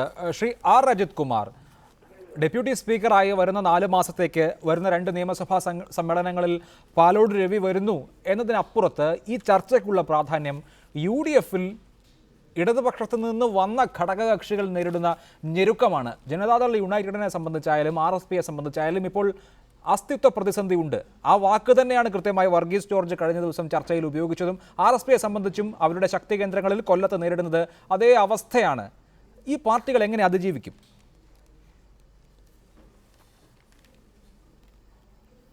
സത്യത്തിൽ RSPയും ജനതാദളും LDF മനസ്കരായ കക്ഷികളാണ്. അവർ UDF നിൽക്കുന്നവരോ അവരുടെ രാഷ്ട്രീയം UDFൽ നിൽക്കാൻ അനുവദിക്കുന്നതല്ല. അവരുടെ കഴിഞ്ഞകാല രാഷ്ട്രീയമാണ്. JDU സോഷ്യലിസ്റ്റുകളാണ്, അതുപോലെ തന്നെ RSP കമ്മ്യൂണിസ്റ്റ് പാർട്ടിയാണ്. ഈ തരത്തിൽ വരുമ്പോൾ അവരൊക്കെ ഇടതുപക്ഷ ചേരിയിലാണ് കേന്ദ്രത്തിൽ നിൽക്കുന്നതും ഇവിടെ നിൽക്കുന്നതും. അപ്പോൾ അവർക്ക് എന്തുകൊണ്ട് അവിടെ നിന്ന് UDFിലേക്ക് വരേണ്ടി വന്നു? അവിടെ LDFിൻ്റെ പിടിപ്പുകേടും അവരുടെ വീക്ഷണമില്ലായ്മയും തന്നെയാണ്. ഇപ്പോൾ തന്നെ 2 കക്ഷികളും വെറുതെ കയറി വന്നോ എന്ന് ഏതെങ്കിലും ഒരു മുന്നണി ഒരു സംവിധാനം മാർക്സിസ്റ്റ് പാർട്ടിയോ LDFോ നേതാക്കൾ പറഞ്ഞാൽ അങ്ങനെ കയറി വരാൻ പറ്റുന്നതാണോ ഒരു മുന്നണി? അതിനുള്ള ചർച്ചകൾ നടക്കണ്ടേ? അതിനുള്ള വ്യക്തമായ ധാരണകൾ വേണ്ടേ? അല്ലാതെ എല്ലാം ത്യജിച്ചു വന്നോ എന്ന് പറഞ്ഞാൽ ഇതെന്താ രാഷ്ട്രീയ ത്യാഗ മനോഭാവത്തിൻ്റെ കാലഘട്ടമൊന്നുമല്ല. അതുകൊണ്ട് ഇവിടെ 2 കക്ഷികളും UDFിൽ നിൽക്കാൻ കാരണം കഴിഞ്ഞ തെരഞ്ഞെടുപ്പാണ്.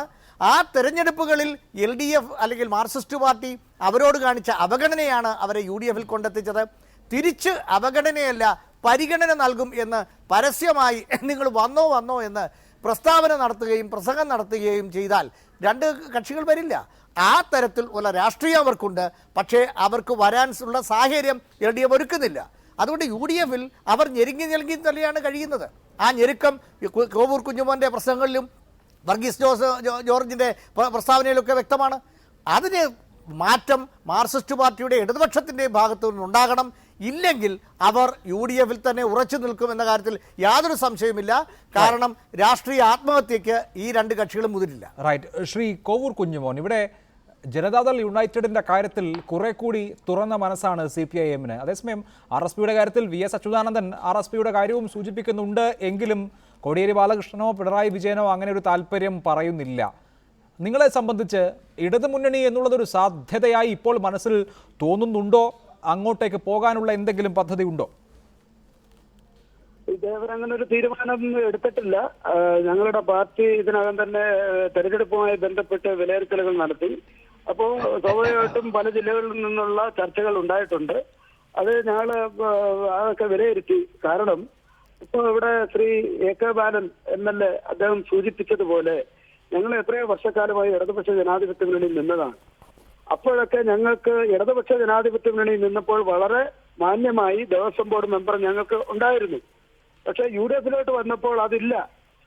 അത് സ്വാഭാവികമായിട്ടും ഞങ്ങളുടെ പാർട്ടിയെ വേദനിപ്പിച്ചു. ആ വേദന സഹിച്ചാണ് യഥാർത്ഥത്തിൽ ഞങ്ങൾ നിൽക്കുന്നത്. പക്ഷേ കെട്ടുറപ്പിനെ ബാധിക്കും എന്നുള്ളത് കൊണ്ട് UDFിന്റെ കെട്ടുറപ്പിനെ ബാധിക്കും എന്നുള്ളത് കൊണ്ട് ഞങ്ങൾ ഇപ്പോൾ മുന്നണി വിടാൻ ആഗ്രഹിക്കുന്നില്ല. ഞങ്ങളുടെ പാർട്ടിയും അതേപോലെ തന്നെ തീരുമാനിച്ചിട്ടുണ്ട് ഇപ്പോൾ നിലവിലുള്ള സംവിധാനം തുടരണം എന്നാണ് ഞങ്ങളുടെ പാർട്ടി എടുത്തത്. അല്ല, അതിൽ ശ്രീ കോവൂർ കുഞ്ഞുമോൻ വൈരുദ്ധ്യമുണ്ട്. ഇടത് മുന്നണിയിൽ ഞങ്ങൾക്ക് മാന്യത ഉണ്ടായിരുന്നു, UDF-ൽ അതില്ല എന്ന് പറയുന്നു. അതിനോടൊപ്പം തന്നെ UDF സംവിധാനത്തിൽ തുടരാനാണ് ഞങ്ങളുടെ തീരുമാനം എന്നും പറയുന്നു. ദേവസ്വം ബോർഡ് മെമ്പറെ സംബന്ധിച്ചാണ് പറഞ്ഞത്. UDF വന്നപ്പോൾ ഞങ്ങൾക്ക് കിട്ടേണ്ടതായിരുന്നു, അത് കിട്ടിയില്ല. അല്ല, അത് കിട്ടിയില്ല എന്നുള്ളതിനെ മുന്നാക്ക വികസന കോർപ്പറേഷൻ ചെയർമാൻ സ്ഥാനം കൊണ്ട് പരിഹരിച്ചാൽ RSPയെ സംബന്ധിച്ച എല്ലാ പ്രശ്നവും അവസാനിച്ചോ? RSPയെ സംബന്ധിച്ചിടത്തോളം എല്ലാ പ്രശ്നവും പരിഹരിച്ചു എന്ന് ഞാൻ സ്വയം അവകാശപ്പെടുന്നില്ല. വീഴ്ചകളുണ്ട്. ആ വീഴ്ചകളെല്ലാം പരിഹരിക്കപ്പെടേണ്ടത് കോൺഗ്രസും UDF-ഉമാണ്. ഞങ്ങളുടെ പാർട്ടിക്ക് അർഹമായിട്ടുള്ള പ്രാതിനിധ്യം ഇനിയും ലഭിക്കേണ്ടതായിട്ടുണ്ട്. അത് ഞങ്ങളുടെ നേതാക്കന്മാർ UDF-ന്റെ നേതാക്കന്മാരെയും കോൺഗ്രസിന്റെ നേതാക്കന്മാരെയും അറിയിച്ചിട്ടുണ്ട്. അത് തീർച്ചയായിട്ടും ഞങ്ങൾ ലഭിക്കും എന്നാണ് ഞങ്ങൾക്കുള്ള വിശ്വാസം. ശരി, ശ്രീ AK ബാലൻ, ജനതാദൾ യുണൈറ്റഡിനെ സ്വാഗതം ചെയ്യാനുള്ള ഉത്സാഹം RSPയുടെ കാര്യത്തിൽ എന്താണ് ഇടതുമുന്നണി നേതാക്കൾക്കില്ലാത്തത്? അല്ല, ഞങ്ങളുടെ ഇടതുപക്ഷ ജനാധിപത്യ മുന്നണിയും അതുപോലെ തന്നെ CPM-ന്റെ സംസ്ഥാന സമ്മേളനവും CPM സമ്മേളനവും അംഗീകരിച്ചിട്ടുള്ള രാഷ്ട്രീയ പ്രവർത്തനവും ഇടതുപക്ഷ ജനാധിപത്യ മുന്നണി വിപുലമാക്കണമെന്ന് തീരുമാനിച്ചിട്ടുണ്ട്. അത് എല്ലാ ആൾക്കാർക്കും ബാധകമാണ്. പക്ഷെ ഐക്യ ജനാധിപത്യ മുന്നണിയിൽ നിൽക്കുന്ന കക്ഷി അവരുടെ നിലപാട് മാറ്റുമ്പോൾ ടെലിഫോൺ ലൈനിൽ ബുദ്ധിമുട്ടുകളുണ്ട്. ഞാൻ കട്ട് ചെയ്ത ശേഷം ഒന്നുകൂടി വിളിക്കാം. ശ്രീ AK ബാലൻ, ശ്രീ C ദിവാകരൻ, ഇപ്പോൾ താങ്കളുടെയും തട്ടകമാണല്ലോ കൊല്ലം. അവിടെ ഇടതുപക്ഷത്തെ സംബന്ധിച്ച് ഇപ്പോൾ വളരെ അനുകൂലമായ ഒരു കാലാവസ്ഥയാണ് ഉള്ളത്. RSP മറുവശത്ത് ചെന്നിട്ട് UDF-ൽ ചെന്നിട്ട് ഒരല്പം ദുർബലപ്പെട്ട അവസ്ഥയിലും. ഈ സാഹചര്യത്തിൽ RSP UDF-ൽ തന്നെ തുടർന്നാൽ അവിടെ ഒഴിവ് വരുന്ന 3 സീറ്റുകൾ CPIM-നും CPI-ക്കും പങ്കിട്ടെടുക്കാം. നിലവിലെ സാഹചര്യത്തിൽ രാഷ്ട്രീയം അനുകൂലമാണ് താനും. അതൊരു സാധ്യതയാണ്. അതല്ലെങ്കിൽ അവിടെ നിൽക്കുന്ന RSPയെ ചർച്ചകളിലൂടെ തിരിച്ച് LDF-ലേക്ക് കൊണ്ടുവരേണ്ട കാര്യമുണ്ടോ ഇപ്പോഴത്തെ അവസ്ഥയിൽ?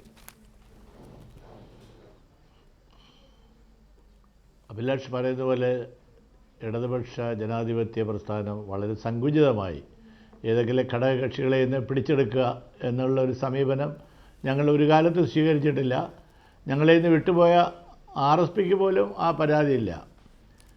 മാന്യമായ ഒരു സമീപനമാണ് നടത്തിയിട്ടുള്ളത്. ഇവിടെ ഇപ്പോൾ RSPക്ക് അർഹമായ സ്ഥാനങ്ങൾ കൊടുത്തില്ല എന്ന് മാത്രമല്ല, അവരെ അപമാനിക്കുന്നതാണ് ചെയ്തിരിക്കുന്നത്. ബാലകൃഷ്ണപിള്ള പുറങ്കാല് കൊണ്ട് തൂത്തെറിഞ്ഞ ഒരു സ്ഥാപനമാണ് ഇവർക്കിപ്പോൾ കൊടുത്തിരിക്കുന്നത്. ബാലകൃഷ്ണപിള്ളയ്ക്ക് വേണ്ടാത്തതാണ്, അതെടുത്തിപ്പോൾ ഇവർക്ക് കൊടുത്തിരിക്കുകയാണ്. തന്നെയുമല്ല, അജിത്ത് പറഞ്ഞതുപോലെ RSPയുടെ രാഷ്ട്രീയ പരിപാടികളും നയങ്ങളും അനുസരിച്ച് അവർക്ക് അധികകാലം അവിടെ നിൽക്കാൻ പറ്റില്ല. പിന്നെ ഞങ്ങൾ എന്ത് വേണം? അവരുടെ അനുഭവങ്ങളുടെ അടിസ്ഥാനത്തിൽ അവർ തീരുമാനമെടുക്കണം. തീരുമാനമെടുത്താൽ ഇവിടെ ആർക്കും ഒരു തടസ്സവുമില്ല. ഞങ്ങൾ ആ കാര്യത്തിലൊക്കെ വളരെ ഉദാരമായ സമീപനമാണ് എടുക്കുന്നത്. വീരേന്ദ്രകുമാറിൻ്റെ പാർട്ടി ആയാലും കൊള്ളാം, RSP ആയാലും കൊള്ളാം, ഞങ്ങളുടെ കൂടെ നിന്നവരാണ്, ഇനിയും നിൽക്കാൻ താല്പര്യമുള്ളവരാണ്. പ്രത്യേക സാഹചര്യത്തിൽ അങ്ങോട്ട് പോയെങ്കിൽ രാഷ്ട്രീയമെല്ലാം മാറിയിരിക്കുന്നു. ഇന്ത്യ മാറിയിരിക്കുകയാണ്, ഇന്ത്യൻ രാഷ്ട്രീയം മാറിയിരിക്കുകയാണ്. അപ്പോൾ ഇന്ത്യൻ രാഷ്ട്രീയത്തിൻ്റെ പുതിയ സാഹചര്യം അനുസരിച്ച് ഇടതുപക്ഷ പ്രസ്ഥാനങ്ങളുടെ വലിയ ഒരു കൺസോൾട്ടേഷൻ ഇന്ത്യയിൽ നടക്കേണ്ടതുണ്ട്. അതിന് മാതൃകയാകേണ്ട കേരളമാണ്. അതുകൊണ്ടാണ് ഞങ്ങൾ വളരെ ഉദാരമായൊരു സമീപനം ലെഫ്റ്റ് പാർട്ടിയോട് സ്വീകരിച്ചിരിക്കുന്നത്. ഒരു തടസ്സവുമില്ല. അവർക്ക് വരാം, അവർ വരണമെന്ന് ഞങ്ങൾ വിളിക്കുകയല്ല. അവരൊരു തീരുമാനമെടുക്കട്ടെ, അതിനനുകൂലമായിട്ട് നമുക്ക് ആലോചിക്കാമെന്നുള്ള കാര്യങ്ങളേ ഉള്ളൂ. റൈറ്റ്. ശ്രീ രാജ്മോഹൻ ഉണ്ണിത്താൻ, ഇടത് സ്വഭാവമുള്ള 2 പാർട്ടികളാണ് ജനതാദൾ യുണൈറ്റഡും RSPയും. അവരെ സംബന്ധിച്ച് ഒരാവശ്യം വന്നപ്പോൾ UDF സഹായിച്ചു. പക്ഷേ ഇപ്പോൾ LDF വളരെ ഉദാരമായ സമീപനം കാണിക്കുന്നു, അവരെ സ്വാഗതം ചെയ്യുന്നു. അങ്ങനെയുള്ള ഘട്ടത്തിൽ ചവിട്ടും തൊഴിയും കൊണ്ട് ഏറെക്കാലം അവർ UDF-ൽ തുടരുമോ?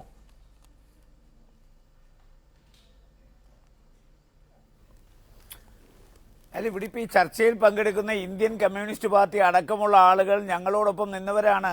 1969 സപ്തകക്ഷി മുന്നണി പൊളിച്ച് ശ്രീ കരുണാകരൻ ഐക്യമുന്നണി ഉണ്ടാക്കി. ശ്രീ ചേലാട്ട് അച്യുതമേനോൻ അന്ന് MLA അല്ല, അദ്ദേഹത്തെ ഞങ്ങൾ മുഖ്യമന്ത്രിയാക്കി. ആ കൊട്ടാരക്കരയെ കൊണ്ടുപോയി നിർത്തി ജയിപ്പിച്ചു, MLA ആക്കി. സഭ പിരിച്ചുവിട്ടു, 70 ഇലക്ഷൻ നടന്നു. 7 കൊല്ലം കോൺഗ്രസ് നേതൃത്വം കൊടുത്തൊരു മുന്നണിയുടെ മുഖ്യമന്ത്രിയായിരുന്നു അച്യുതമേനോൻ. അതിനുശേഷം ശ്രീ PK വാസുദേവൻ നായരെ കോൺഗ്രസ് പാർട്ടി കോൺഗ്രസിന് നിയമസഭയിൽ ഭൂരിപക്ഷമുള്ള കാലയളവിൽ അദ്ദേഹത്തെ മുഖ്യമന്ത്രിയാക്കി. അപ്പം ഞങ്ങൾ ഇന്ത്യൻ കമ്മ്യൂണിസ്റ്റ് പാർട്ടിയോടും വളരെ അനുഭാവപൂർവമായ ഒരു സമീപനമാണ് സ്വീകരിച്ചത്.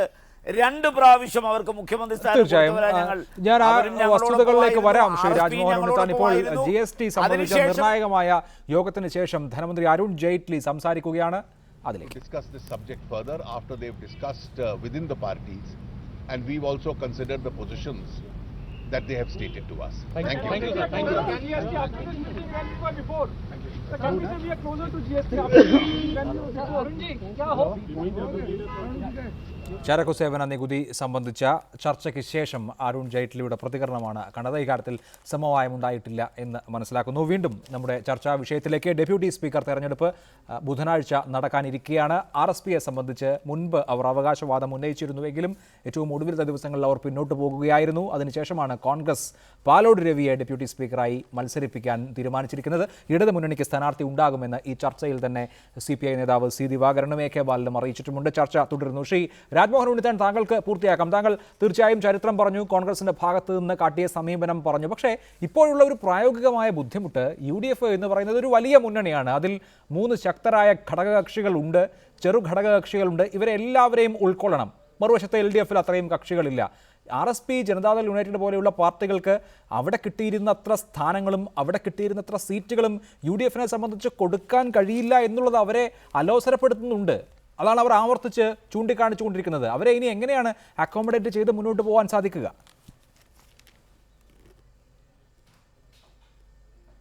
അല്ല, എൻ്റെ ബഹുമാന്യനായ സുഹൃത്തും ഇന്ത്യൻ കമ്മ്യൂണിസ്റ്റ് പാർട്ടിയുടെ നേതാവുമായ ശ്രീ C ദിവാകരൻ പറഞ്ഞത് ഞങ്ങൾ അവരോട് വളരെ മാന്യമായി പെരുമാറുന്നില്ലെന്നാണ്. ആ പെരുമാറുന്നില്ല എന്നുള്ള അദ്ദേഹത്തിൻ്റെ ആക്ഷേപം ഞാൻ പറയാം. അവരോട് ഇടതുപക്ഷ ജനാധിപത്യ മുന്നണി മാന്യമായി പെരുമാറിയിരുന്നെങ്കിൽ ഒരിക്കലും അവർ ഐക്യ ജനാധിപത്യ മുന്നണിയിൽ വരില്ലല്ലോ. ഞങ്ങൾ അവരെ അടർത്തിയെടുത്ത് കൊണ്ടുവന്നതല്ലല്ലോ. കാരണം ഇടതുപക്ഷ ജനാധിപത്യ മുന്നണി വിട്ട് പുറത്തു വന്നതിന് ശേഷമാണ് ഞങ്ങൾ അവരെ സ്വീകരിക്കാൻ തയ്യാറായത്. അപ്പോൾ സ്വീകരിക്കാൻ തയ്യാറായപ്പോൾ അവർക്ക് മാന്യമായി ഞങ്ങളുടെ ഒരു പാർലമെന്റ് സീറ്റ്, ഞങ്ങൾക്ക് സിറ്റിംഗ് MP ഉള്ളൊരു പാർലമെന്റ് സീറ്റാണ് അവർക്ക് ഞങ്ങൾ വിട്ടുകൊടുത്തത്. അപ്പം ഞങ്ങൾ വളരെ മാന്യമായിട്ടാണ് അവരോട് പെരുമാറിയത്. പക്ഷേ കഴിഞ്ഞ അസംബ്ലി തെരഞ്ഞെടുപ്പിൽ ഞങ്ങളോടൊപ്പം ഇല്ലാത്തൊരു കക്ഷി ഞങ്ങളോടൊപ്പം വന്നപ്പോൾ ഞങ്ങളുടെ ഒരു പാർലമെന്റ് സീറ്റ് വിട്ടുകൊടുത്ത് ഒരു ത്യാഗ മനോഭാവത്തോടു കൂടി അദ്ദേഹത്തെ വിജയിപ്പിച്ച് ശ്രീ പ്രേമചന്ദ്രനെ MP ആക്കി. അതേസമയം കഴിഞ്ഞ അസംബ്ലി തെരഞ്ഞെടുപ്പിൽ ഓരോരോ കക്ഷികൾ വഹിച്ചിട്ടുള്ള സ്ഥാനങ്ങൾ അതാത് കക്ഷികൾ വഹിക്കണമെന്നുള്ള തീരുമാനത്തിൻ്റെ അടിസ്ഥാനത്തിലാണ് ഇപ്പോൾ ദേവസ്വം ബോർഡ് പ്രസിഡന്റ് ആയാലും അതുപോലെ ഡെപ്യൂട്ടി സ്പീക്കർ ആയാലും ഈ ഗവൺമെന്റ് കാലാവധി തീരുന്നവരെ കോൺഗ്രസ് വഹിക്കണമെന്നുള്ള തീരുമാനത്തിൻ്റെ അടിസ്ഥാനത്തിലാണ് ഞങ്ങൾ ചെയ്തത്. അതുകൊണ്ട് അടുത്ത അസംബ്ലി തെരഞ്ഞെടുപ്പ് വരട്ടെ, RSPയോട് വളരെ മാന്യമായ സമീപനം ഉണ്ടാകും, ജനതാദളിനോട് മാന്യമായ സമീപനം ഉണ്ടാകും. ഇതൊക്കെ ഇടതുപക്ഷ ജനാധിപത്യ മുന്നണിയിലും ഐക്യ ജനാധിപത്യ മുന്നണിയിലും നിൽക്കുന്ന ഈ രണ്ടാമത്തെ കക്ഷിയാണ് ഇടതുപക്ഷ ജനാധിപത്യ മുന്നണിയിൽ CPIക്ക് അഭിപ്രായ വ്യത്യാസം ഇല്ലെന്നാണോ ഈ പറയുന്നതിന്റെ അർത്ഥം? ശ്രീ C ദിവാകരൻ, അത് മാത്രമല്ല RSPയെ ഇപ്പോൾ ഇടതുമുന്നണി പ്രതീക്ഷിക്കുന്നുണ്ടല്ലോ.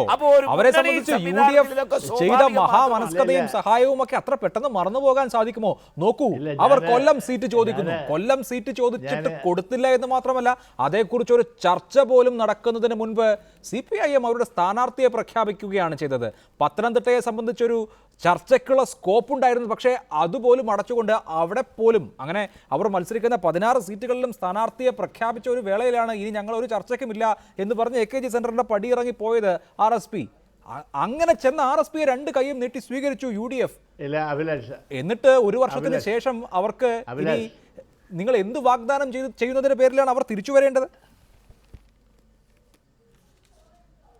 ഞാൻ നമ്മുടെ പ്രിയപ്പെട്ട ഉണ്ണിത്താൻ വളരെ രോഷാകുലനായിട്ട് ഒരുപാട് കാര്യങ്ങൾ പറഞ്ഞു. അദ്ദേഹം പണ്ട് നടന്ന കുറേ കാര്യങ്ങൾ പറഞ്ഞു. അത് പോയിട്ട് വെള്ളം ഒരുപാട് ഒഴുകിപ്പോയി. ഇന്ത്യ മാറി, കേരളം മാറി, രാഷ്ട്രീയ ബന്ധങ്ങളെല്ലാം മാറി. അതിരിക്കട്ടെ, അതിപ്പോൾ അദ്ദേഹം പറഞ്ഞതിലൊന്നും എനിക്ക് വലിയ ആക്ഷേപമില്ല. അതെല്ലാം രാഷ്ട്രീയ സംഭവങ്ങളാണ്. എന്നാൽ ഇവിടെ അദ്ദേഹം പറഞ്ഞു അവർ LDFൽ നിന്ന് അങ്ങോട്ട് ചെന്ന ഉടനെ അവർക്ക് നിലവിളക്ക് കൊളുത്തി അവരെ സ്വീകരിച്ച് അവരെ പാർലമെൻറ്റ് സീറ്റ് ഉണ്ണിത്താൻ എന്നെക്കാൾ അറിയാം. കൊല്ലത്ത് ദീർഘകാലമായി ശ്രീകണ്ഠൻ നായരുടെ കാലം മുതൽ RSPയുടെ പാർലമെൻറ്റ് സീറ്റാണത്. ജയിക്കുകയും തോക്കുകയും ചെയ്തിട്ടുണ്ട്. അവിടെ പ്രേമേന്ദ്രൻ അവിടെ ജയിച്ചിട്ടുണ്ട്. അപ്പോൾ ഇപ്പോൾ അത് കൊടുത്തതൊരു വലിയ സൗജന്യമായിട്ട് പറയണ്ട. അങ്ങനെയാണെങ്കിൽ ഇന്ന് RSPയുടെ നിങ്ങളുടെ കൂടെ ഇരുന്ന് കൈപൊക്കുന്ന MLAമാർ, RSP MLAമാർ LDFിൻ്റെ വോട്ട് വാങ്ങി LDFിൻ്റെ മുന്നണിയിൽ നിന്ന് ജയിച്ചവരാണ്. അതിനെപ്പറ്റി എന്താ ഉണ്ണിത്താൻ മിണ്ടാത്തത്? ഞങ്ങളിപ്പോൾ പറയുന്നത് ഏത് സാഹചര്യത്തിലാണ് നിങ്ങൾ പോയത്, ആ സാഹചര്യമെല്ലാം പോയി. ഉണ്ണിത്താൻ തന്നെ പറയുന്നത് അവർ LDF വിട്ടു വന്നപ്പോഴാണ് ഞങ്ങൾ സ്വീകരിച്ചതെന്നാണ്. ആ നിലപാട് തന്നെ ഇപ്പോൾ RSPക്ക് എടുക്കാം. അല്ല, അതിൽ ശ്രീ സി ദിവാകരൻ അവരെ സംബന്ധിച്ച് ഏറ്റവും മുറിവ് നോക്കൂ. ഞാൻ നേരത്തെ സൂചിപ്പിച്ചില്ലേ സാഹചര്യം, അതങ്ങ് മറന്നിട്ട് സിറ്റിംഗ് സീറ്റ് ബലി കഴിപ്പിച്ച് അവരുടെ സ്ഥാനാർത്ഥിയെ മത്സരിപ്പിച്ച് ജയിപ്പിച്ച ഒരു പാർട്ടിയെയും മുന്നണിയെയും വഞ്ചിച്ച് അവരെങ്ങനെ പുറത്തേക്ക് വരും, നിങ്ങളുടെ ഒപ്പം വരും? അതിലൊരു രാഷ്ട്രീയ മര്യാദയുടെ പ്രശ്നമില്ലേ? ആ രാഷ്ട്രീയ മര്യാദയുണ്ടെങ്കിൽ LDFിൽ നിന്ന് ജയിച്ചവർ രാജിവെക്കണ്ടേ? അതാണ് താങ്കൾക്ക് ചോദിക്കാനുള്ള ചോദ്യം. ശ്രീ എ കെ ബാലൻ, RSPയെ സംബന്ധിച്ച് വലിയ ബുദ്ധിമുട്ടുകൾ CPIM-നും കൂടി ഉണ്ടാക്കിയ പാർട്ടിയാണ് RSP. കഴിഞ്ഞ കൊല്ലം തെരഞ്ഞെടുപ്പിലെ പരാജയം, കൊല്ലം ലോക്സഭാ സീറ്റിലെ പരാജയം എന്നുള്ളത് CPIM ഒരുപക്ഷെ ലോക്സഭാ കക്ഷി നേതാവാക്കാൻ ആലോചിച്ചിരുന്ന MA ബേബിയുടെ പരാജയം, അതിന് മുൻപ് നടത്തിയ ചില പരാമർശങ്ങൾ, ഇതൊക്കെ CPIM-നെ സംബന്ധിച്ച് കഴിഞ്ഞ ലോക്സഭാ തെരഞ്ഞെടുപ്പിൽ ഏറ്റവും വലിയ തിരിച്ചടി കൊല്ലത്താണ് ഉണ്ടായിരുന്നത്. അങ്ങനെയുള്ള RSPയെ എല്ലാം മറന്ന് പുറത്ത് മുന്നണിയിലേക്ക് ആനയിക്കുക എന്ന പദ്ധതി യഥാർത്ഥത്തിൽ നിങ്ങൾക്കുണ്ടോ, അതോ ഈ കുളം കലക്കാൻ വേണ്ടി വെറുതെ പറയുന്നതാണ്? ഞങ്ങളെല്ലാം നല്ല വിശ്വാസത്തിലാണ് പറയുന്നത്. കാരണം ഇന്നത്തെ ഇന്ത്യൻ സാഹചര്യത്തിൽ ഇടതുപക്ഷ പ്രസ്ഥാനം മാത്രമേ കോൺഗ്രസിനും BJPക്കും ബദലായിട്ടുള്ളൂ. ആ രാഷ്ട്രീയ നയത്തിന്റെ അടിസ്ഥാനത്തിലാണ് CPIയും CPIM-ഉം പ്രവർത്തിക്കുന്നത്. അതുകൊണ്ട് ഇന്നലെ ഇടതുപക്ഷ കക്ഷികളുടെ കൂടെ നിന്ന ഏതെങ്കിലും ഒരു ഘടക കക്ഷി എന്തെങ്കിലും കാരണത്താൽ വിട്ട് അപ്പുറത്തേക്ക് പോയിട്ടുണ്ടെങ്കിൽ അത് വെച്ചുകൊണ്ട് ലോകാവസാനം വരെ LDFിലേക്ക് അവർക്ക് സ്ഥാനമില്ല, അവരെ അംഗീകരിക്കില്ല, അവരെ വിശ്വസിക്കില്ല. ഈ ഒരു രാഷ്ട്രീയ ധാരണ ഞങ്ങൾക്കില്ല. കാരണം ഞങ്ങളുടെ ഒരു തൊഴിലാളി വർഗ പാർട്ടിയാണ്. രാജ്യത്തിലെ ജനങ്ങളുടെയും രാജ്യത്തിലെ പാവപ്പെട്ടവന്റെയും അധ്വാനിക്കുന്നവന്റെയും വർഗ താല്പര്യം ഉയർത്തിപ്പിടിക്കുന്ന പ്രസ്ഥാനം എന്ന നിലയിൽ കമ്മ്യൂണിസ്റ്റ് പാർട്ടികൾക്കും ഇടതുപക്ഷ പ്രസ്ഥാനങ്ങൾക്കും അവരുടെ കൂടെ നിൽക്കുന്ന ഏതെങ്കിലും ഒരു ഘടക കക്ഷി വർഗശത്രുക്കളുടെ കൂടെ പോയിട്ടുണ്ടെങ്കിൽ അത് വല്ലാത്ത വിഷമത ഉണ്ടാക്കുന്നതാണ്. അതുകൊണ്ട് തന്നെയാണ് ഞങ്ങൾ പറയുന്നത് ഇടതുപക്ഷത്തിൽ നിന്നും മാറിപ്പോയ പല കാരണങ്ങൾ, അക്കാരണത്തിന്റെ അതൊന്നും ഞാനിപ്പോ കടക്കാൻ ആഗ്രഹിക്കുന്നില്ല. തെറ്റുകുറ്റങ്ങളൊക്കെ തന്നെ അപ്പുറം ഇപ്പുറം ഒക്കെ സംഭവിച്ചിട്ടുണ്ടാവും. അതിലേക്കൊന്നും കടക്കുന്ന ടൈം അല്ല ഇപ്പോ. ശരി, ശ്രീ കോവൂർ കുഞ്ഞുമോൻ, മറക്കാനും പൊറുക്കാനും തയ്യാറാണോ RSP? ഒരു ലോക്സഭാ തെരഞ്ഞെടുപ്പിൽ സീറ്റ് കിട്ടാതെ വന്നപ്പോൾ അത് പാർട്ടിയുടെ വളർച്ചയെ വല്ലാതെ ബാധിക്കുമെന്ന തോന്നലിൽ നിന്നാണല്ലോ മത്സരിക്കണമെന്ന് തീരുമാനിക്കുകയും LDF വിട്ടിറങ്ങുകയും ചെയ്തത്. ഒരു നിയമസഭാ തെരഞ്ഞെടുപ്പ് അടുത്തെത്തി നിൽക്കുകയാണ്. നിങ്ങളെ സംബന്ധിച്ച് ഉള്ള നിയമസഭാ മണ്ഡലങ്ങൾ നിലനിർത്തുക എന്നുള്ളത് അങ്ങേയറ്റം പ്രധാനമാണ് പാർട്ടിയെ സംബന്ധിച്ച്, പാർട്ടിയുടെ നിലനിൽപ്പിന്, പാർട്ടിയുടെ വളർച്ചയ്ക്ക് ഒക്കെ. അങ്ങനെയുള്ള ഘട്ടത്തിൽ ലോക്സഭാ തെരഞ്ഞെടുപ്പിലെ കൈപ്പേറിയ അനുഭവം മറക്കാൻ സന്നദ്ധമാണോ? അല്ല, അതൊരു സീറ്റിന്റെ കേവലം ഒരു സീറ്റിന്റെ പ്രശ്നത്തിലാണ് പോയത്. അതായത് ഒരു സംഘടനാപരമായിട്ടുള്ള ഒരു കാര്യത്തിന്റെ മുകളിലാണ് പോയത്. രാഷ്ട്രീയമായ നയപരമായിട്ടുള്ള ഒരു കാര്യത്തിലുമല്ല ജനതാദളും RSPയും ഇടതുപക്ഷ ജനാധിപത്യ മുന്നണിയിൽ നിന്ന് പോയത്. അതുകൊണ്ട് തന്നെ അവർക്ക് തിരിച്ചു വരുന്നതിനോ ഇടതുപക്ഷത്തിന് അവരെ സ്വീകരിക്കുന്നതിനോ രാഷ്ട്രീയമായോ നയപരമായോ ഞങ്ങളെ സംബന്ധിച്ചിടത്തോളം ഒരു പ്രശ്നവുമില്ല. ശരി, അത് ഇടതുപക്ഷത്തിന്റെ നിലപാട്. ശ്രീ കോവൂർ കുഞ്ഞുമോൻ, അക്കാര്യത്തിൽ RSPയുടെ നിലപാട് എന്താണ്? കഴിഞ്ഞതൊക്കെ മറക്കാൻ, LDFിൽ നിന്ന് അല്ലെങ്കിൽ CPIM-ൽ നിന്നുണ്ടായ ദുരനുഭവം മറക്കാൻ നിങ്ങൾ പാകപ്പെട്ടിട്ടുണ്ടോ ഈ നിമിഷം വരെ? ഞങ്ങളുടെ പാർട്ടി അങ്ങനെ ഒരു നിലപാട് ഇതേവരെ സ്വീകരിച്ചിട്ടില്ല. ഞാൻ പറഞ്ഞല്ലോ, ഞങ്ങള് LDFിൽ നിന്നതാണ്. ഞങ്ങൾക്ക് ചില തിക്ത അനുഭവങ്ങൾ വന്നപ്പോഴാണ് ഞങ്ങൾ 1ഉം 2ഉം 3ഉം വട്ടം ചർച്ച ചെയ്തതിനു ശേഷമാണ് ഞങ്ങൾ LDF വിട്ട് UDFിലേക്ക് പോയത്. അപ്പോൾ UDFിൽ പോയപ്പോൾ അവരുടെ പരിമിതിക്കുള്ളിൽ നിന്നുകൊണ്ട് തന്നെ ഞങ്ങളെ സഹായിക്കുന്നുണ്ട്. ഇപ്പോ ശ്രീ രാജ്മോഹൻ ഉണ്ണിത്താൻ പറഞ്ഞതുപോലെ നിലവിലുള്ള RSP മത്സരിച്ച സീറ്റുകൾ, സിറ്റിംഗ് സീറ്റുകൾ അടക്കം, അതേപോലെ തന്നെ വിട്ടുവീഴ്ച മനോഭാവത്തിന്റെ അടിസ്ഥാനത്തിൽ മറ്റു ചില സീറ്റുകളും കൂടി ലഭിക്കണം എന്ന് ഞങ്ങളുടെ പാർട്ടിക്ക് ആഗ്രഹമുണ്ട്. അത് ഏത് ജില്ലയാണ് എന്നൊന്നും ഇപ്പോൾ പറയുന്നില്ല. തീർച്ചയായിട്ടും ഇലക്ഷനോടനുബന്ധിച്ചുള്ള സീറ്റ് വിഭജന ചർച്ചയിൽ ഞങ്ങളുടെ പാർട്ടി തീർച്ചയായിട്ടും നിലവിൽ മത്സരിച്ച സീറ്റുകളേക്കാൾ സിറ്റിംഗ് സീറ്റുകൾ അടക്കം ഞങ്ങൾക്ക് ലഭിക്കുമെന്നാണ് ഞങ്ങളുടെ പൂർണ്ണമായ വിശ്വാസം. ഡെപ്യൂട്ടി സ്പീക്കർ തെരഞ്ഞെടുപ്പ് ഒരു രാഷ്ട്രീയ മാറ്റത്തിന് കളമൊരുക്കുമോ എന്നാണ് ന്യൂസ് ടുഡേ ചർച്ച ചെയ്യുന്നത്. ശ്രീ ആർ അജിത് കുമാർ, UDF മുന്നണിയിലാണ് അതൃപ്തർ കൂടുതലുള്ളത്. അത് സ്വാഭാവികമാണ്. അത് കൂടുതൽ അംഗങ്ങളുള്ള കക്ഷികളുള്ള മുന്നണിയാണ്. അവിടെ അടുത്ത നിയമസഭാ തെരഞ്ഞെടുപ്പിൽ സീറ്റ് വിഭജന വേളയിൽ ഉണ്ടാകുന്ന പ്രശ്നങ്ങൾ ചേരിമാറ്റത്തിലേക്ക്, മുന്നണി മാറ്റത്തിലേക്ക്, മുന്നണി ബലാബലങ്ങൾ മാറുന്ന അവസ്ഥയിലേക്ക് എത്തിക്കും എന്ന് തോന്നുന്നുണ്ടോ ഇപ്പോഴത്തെ അവസ്ഥയിൽ?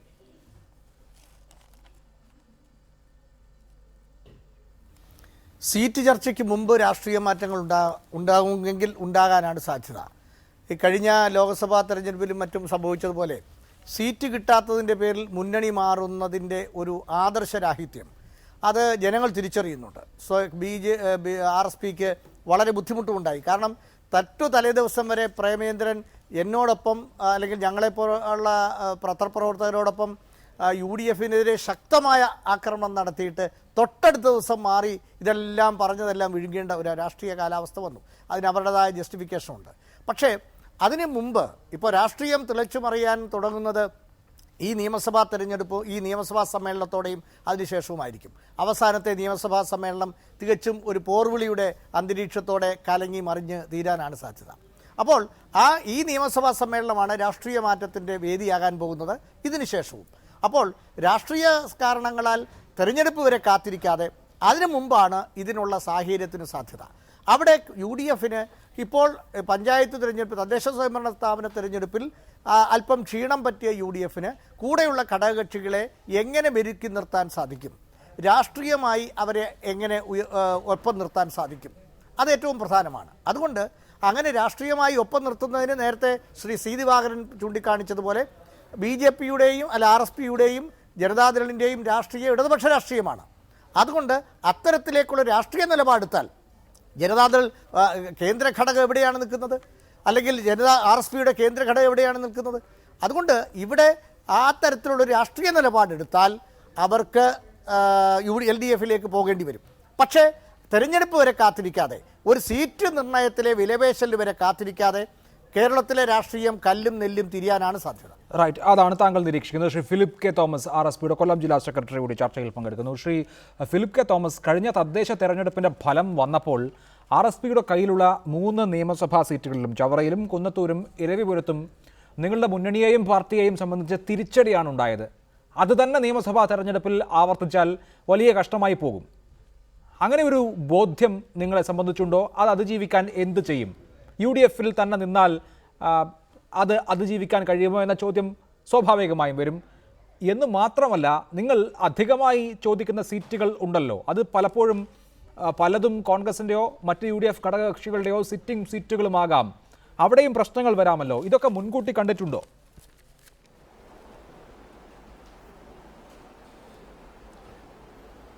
ത്രിതല പഞ്ചായത്തിലേക്ക് നടന്ന തെരഞ്ഞെടുപ്പിൽ 2010 വിജയം UDFിന് ആവർത്തിക്കാൻ കഴിഞ്ഞില്ല എന്നുള്ളതല്ലാതെ പൂർണ്ണമായ ഒരു പരാജയമെന്ന് പറയാനൊക്കില്ല. 14 ജില്ലകളിൽ 7 ജില്ലകളിൽ ഇന്നും UDFിന്റെ നിയന്ത്രണത്തിലാണ്. തീർച്ചയായും അങ്ങനെ ഒരു ആശങ്കയും കാണുന്നില്ല. ഞാൻ പക്ഷേ ചോദിക്കുന്നത്, കൊല്ലം RSPയുടെ തട്ടകം കൊല്ലമാണല്ലോ, അവിടെ ഏറ്റത് പക്ഷേ വലിയ തിരിച്ചടിയാണ്. അത് അങ്ങനെ തന്നെ ആവർത്തിച്ചാൽ വലിയ ബുദ്ധിമുട്ടുണ്ടാകുമല്ലോ. അതാണ് ഞാൻ ചൂണ്ടിക്കാണിക്കുന്നത്. തീരദേശ മേഖലകളിൽ കാലികമായിട്ടുണ്ടായ സംഭവങ്ങളുടെ അടിസ്ഥാനത്തിൽ ചേരിമാറ്റം സംഭവിച്ചിട്ടുള്ളതാണ്. ഒരു തെരഞ്ഞെടുപ്പിൽ ഇടതുപക്ഷ മുന്നണി കേരളത്തിലെ മുഴുവൻ ജില്ലാ പഞ്ചായത്തുകളിലും ആധിപത്യം ഉറപ്പിച്ചിരുന്നു. ഞങ്ങൾ സദാം ഹുസൈനോടൊപ്പമാണ് എന്ന് സഖാവ് EM ശങ്കരൻ നമ്പൂതിരിപ്പാടിൻ്റെ പ്രസ്താവനയാണ് സഹായകരമായി വന്നത്. സ്വാഭാവികമായും പാർലമെൻറ്റ് സമ്മേളനം തുടങ്ങിയിരിക്കുകയാണ്. ദേശീയ രാഷ്ട്രീയത്തിൽ ഇൻടോളറൻസിനെതിരെയും മറ്റും കോൺഗ്രസിനോടൊപ്പം നിൽക്കുന്ന പാർട്ടികൾ ഏതൊക്കെ, BJPയെ ശക്തമായി എതിർക്കുവാൻ കഴിയുന്ന കക്ഷികൾ ഏതൊക്കെ എന്ന് ജനം വീക്ഷിച്ചുകൊണ്ടിരിക്കുകയാണ്. ഇടതുപക്ഷ പാർട്ടി എന്നുള്ള നിലയിൽ മതന്യൂനപക്ഷങ്ങൾക്കും ന്യൂനപക്ഷ അംഗസംഖ്യയുള്ള മറ്റിതര സമുദായത്തിൽപ്പെട്ടവർക്കും സംരക്ഷണം നൽകുവാനും വർഗാടിസ്ഥാനത്തിലുള്ള ഒരു രാഷ്ട്രീയത്തിലേക്ക് തിരിച്ചു പോകുവാനും RSP എപ്പോഴും ആഗ്രഹിക്കുന്നതാണ്. അതുതന്നെയാണ് RSPയുടെ നയവും തെരഞ്ഞെടുപ്പുമായി അതിന് എത്രമാത്രം ബന്ധമുണ്ടെന്നുള്ളത് അത്ര പ്രസക്തമൊന്നുമല്ല.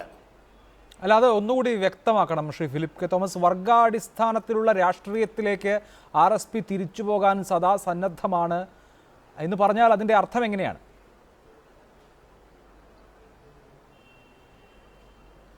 അർത്ഥമാക്കുന്നത് മാറി വന്ന ഇന്ത്യൻ രാഷ്ട്രീയ സാഹചര്യത്തിൽ NDA പ്രത്യേകിച്ച് BJPയെ എതിർത്ത് തോൽപ്പിക്കുന്നതിനുള്ള ശക്തി മതേതര ജനാധിപത്യ സഖ്യത്തോടൊപ്പം ഇടതുപക്ഷ മുന്നണി യോജിച്ചു പോകുന്നതിലാണ് എന്നുള്ള ഒരു വിലയിരുത്തൽ ഞങ്ങളുടെ ദേശീയ സമ്മേളനത്തിൽ ഉണ്ടാകുകയാണെങ്കിൽ അതിനോടൊപ്പം പോകുന്നതായ LDFിലേക്ക് പോകുന്ന കാര്യം, പുതിയ സാഹചര്യത്തിൽ LDFിലേക്ക് പോകുന്ന കാര്യം പരിഗണിക്കുകയാണ്. അല്ല, ദേശീയ രാഷ്ട്രീയത്തിൽ ഇന്ന് BJP അല്ലെങ്കിൽ NDA സർക്കാർ ഉയർത്തുന്ന ഭീഷണിയെ നേരിടുവാൻ കഴിയത്തക്ക തരത്തിലുള്ള ദേശീയ തലത്തിലുള്ള ഒരു മുന്നണിയാണ് RSP കാണുന്നത്. ശരി, അവിടെ കോൺഗ്രസ് പക്ഷേ അനിവാര്യമായ ഒരു സഖ്യകക്ഷിയുമാണ്. ശ്രീ രാജ്മോഹൻ, കേരള രാഷ്ട്രീയത്തിൽ മാത്രം ഒരു രാഷ്ട്രീയ പ്രവർത്തനത്തിന് ദേശീയ പാർട്ടി കഴിഞ്ഞ അസംബ്ലി തെരഞ്ഞെടുപ്പിൽ നിങ്ങൾക്കൊപ്പം ഇല്ലാതിരുന്ന ആളുകൾ കൂടി വരുമ്പോൾ കഴിഞ്ഞ തവണ മത്സരിച്ച 2 സീറ്റുകൾ, അതായത് RSPയുടെ സിറ്റിംഗ് സീറ്റുകൾ 2 എന്തായാലും UDFന് അവർക്ക് കൊടുത്തേ പറ്റൂ. അത് കൂടാതെ അവർ സിറ്റിംഗ് സീറ്റുകളും പ്രതീക്ഷിക്കുന്നുണ്ട്. അപ്പോൾ ഓരോ ഘടകകക്ഷി വരുമ്പോഴും നഷ്ടം കോൺഗ്രസിനായിരിക്കും. ഇനി കൊല്ലത്തായാലും തിരുവനന്തപുരത്തായാലും മറ്റെവിടെയായാലും കൊടുക്കാൻ കോൺഗ്രസിന്റെ കയ്യിലുണ്ടോ?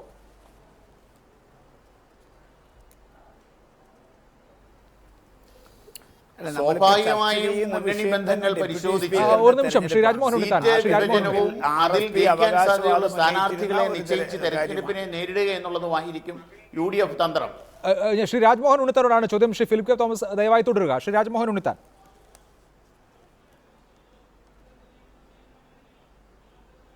ഞാൻ പറഞ്ഞത് നമ്മളിവിടെ ചർച്ച ചെയ്തുകൊണ്ടിരിക്കുന്നത് ഡെപ്യൂട്ടി സ്പീക്കർ തെരഞ്ഞെടുപ്പുമായി ബന്ധപ്പെട്ട വിഷയങ്ങളാണ്. ആ ഡെപ്യൂട്ടി സ്പീക്കർ സ്ഥാനം കോൺഗ്രസിന്റെ കൈവശമിരുന്നൊരു സ്ഥാനമാണ്. പുതുതായി ഈ മുന്നണിയിലേക്ക് കടന്നു വന്ന RSP ആ സ്ഥാനം ആഗ്രഹിക്കുകയും അത് ആവശ്യപ്പെടുകയും ചെയ്തു. പക്ഷേ ആ സ്ഥാനത്ത് ശ്രീ പാലോട് രവിയാണ് കോൺഗ്രസ് നോമിനേറ്റ് ചെയ്തത്. പക്ഷെ മുന്നണിക്കകത്ത് യാതൊരു അപശബ്ദവുമില്ലാതെ രമ്യമായ പ്രശ്നം പരിഹരിക്കാൻ കോൺഗ്രസ് നേതൃത്വത്തിന് സാധിച്ചു എന്ന് പറയുമ്പോൾ ഭാവിയിലും വളരെ രമ്യമായി കാര്യങ്ങൾ മുന്നോട്ട് നീക്കും. ഇപ്പോൾ RSPയെ സംബന്ധിച്ചിടത്തോളം അവർക്ക് 3 MLAമാരുണ്ട്. RSPയുടെ ശക്തി എന്താണെന്ന് കോൺഗ്രസിന് ഉത്തമ ബോധ്യമുണ്ട്. ഒരു കാരണവശാലും ഒരു അലോസരത്തിന് കൊടുക്കാതെ, മുന്നണിയിൽ ഒരു അവസരമോ അപശബ്ദമോ ഉണ്ടാക്കാതെ RSPയുടെ ആവശ്യങ്ങൾ അംഗീകരിച്ച് പരിഹരിച്ചു കൊടുക്കാൻ കോൺഗ്രസിന്റെ നേതൃത്വത്തിനാവും എന്നുള്ള വിശ്വാസം എനിക്കുണ്ട്. അതുകൊണ്ട് ഇപ്പൊ ഡെപ്യൂട്ടി സ്പീക്കർ സ്ഥാനം വന്നപ്പോൾ അവർക്ക് കിട്ടാവന്നപ്പോൾ അവർ മുന്നണി വിടും എന്നൊക്കെ പ്രതീക്ഷിച്ച ആളുകളെ നിരാശപ്പെടുത്തിക്കൊണ്ടാണ് ഒരു അപശബ്ദവും ഇല്ലാതെ ഈ മുന്നണിക്കകത്ത് തെരഞ്ഞെടുപ്പ് കഴിയുമ്പോഴും ഏറെക്കുറെ പറയാനുണ്ട്. അതെ, ഞാൻ രാജ്മോഹൻ ഉണ്ണിത്താൻ പറയുന്നത് ഒരു അപശബ്ദവുമില്ല, ഒരു അടിമ കൂടാരം പോലെ ഒരു അടിമയായി RSP അവിടെ കഴിയുകയാണ്. ഉണ്ണിത്താൻ, അവരുടെ കയ്യിൽ 3 പതിറ്റാണ്ട് കാലമായിട്ടിരുന്ന സീറ്റാണ് ആര്യനാട് സീറ്റ്. ആവർത്തി തോറ്റപ്പോഴും LDF ആ സീറ്റ് തന്നെ കൊടുത്തു അവർക്ക്, അവരുടെ സീറ്റ്. നിങ്ങൾ ഇത്തവണ ആ സീറ്റ് പിടിച്ചെടുക്കുകയാണ് ചെയ്തത്. ഇത് തന്നെയാണ് ഇനി ആവർത്തിക്കാൻ പോകുന്നത്. മാത്രമല്ല, അവർക്ക് അതുപോലെ ദീർഘനാളുകളായിട്ടുണ്ടായിരുന്ന ദേവസ്വം ബോർഡിന്റെ അംഗത്വം അത് അവർക്ക് നഷ്ടപ്പെട്ടു. അതിനൊരു മറുപടി ആവശ്യമാണ്. ഉണ്ണിത്താനെ, 10 വർഷക്കാലം ഐക്യ ജനാധിപത്യ മുന്നണിയിൽ നിന്നിട്ടാണ് RSP മുന്നണി വിട്ടത്. ഞങ്ങളുടെ സിറ്റിംഗ് സീറ്റാണ് 10 കൊല്ലമായി കോൺഗ്രസിന്റെ സിറ്റിംഗ് സീറ്റാണ് ആര്യനാട്. അത് അവർ ചോദിക്കത്തുമില്ല, അത് കൊടുക്കാനൊട്ടാവത്തുമില്ല. അതേസമയം താങ്കൾ പറഞ്ഞു വർഷങ്ങളായി ശ്രീകണ്ഠൻ നായർ അടക്കമുള്ള ആളുകൾ മത്സരിച്ചു കൊണ്ടിരുന്ന കൊല്ലം പാർലമെന്റ് സീറ്റ് ആരാ പിടിച്ചെടുത്തത്? RSPയുടെ കയ്യിൽ നിന്ന് ആരാ പിടിച്ചെടുത്തത്? കോൺഗ്രസ് ആണോ? അല്ല, മാർക്സിസ്റ്റ് പാർട്ടി പിടിച്ചെടുത്തിട്ടാണ് ഒരു സ്ഥാനാർത്ഥിയെ നിർത്തിയതും ജയിപ്പിച്ചതും. ആ സീറ്റാണ് അവർ അവകാശപ്പെട്ടത്. Shri Philip K Thomas, RSP ദേശീയ തലത്തിൽ ഇടതുമുന്നണിയുടെ ഭാഗമാണ്. ബംഗാളിലും RSP ഇടതുമുന്നണിയുടെ ഭാഗമാണ്. കേരളത്തിൽ മാത്രം കേരള ഘടകം ദേശീയ നേതൃത്വത്തിന്റെ അനുമതിയോടുകൂടി വ്യത്യസ്തമായ ഒരു നിലപാട് സ്വീകരിക്കുകയാണ്. പുതിയ രാഷ്ട്രീയ സാഹചര്യത്തിൽ പക്ഷേ ഇടതുപക്ഷ ഐക്യമാണ് അനിവാര്യം എന്ന് ദേശീയ നേതൃത്വത്തിന് തോന്നിയാൽ, അവരത് സംസ്ഥാന ഘടകത്തോട് നിർദ്ദേശിച്ചാൽ എന്തായിരിക്കും പ്രതികരണം? അങ്ങനെ ഒരു നിർദ്ദേശത്തിന്, അങ്ങനെ ഒരു നീക്കത്തിന് സാധ്യതയുണ്ടോ?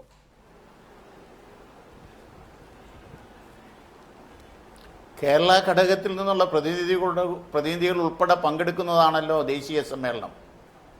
7-ാം തീയതി മുതൽ 12-ാം തീയതി വരെ സമ്മേളന കാലയളവാണ്.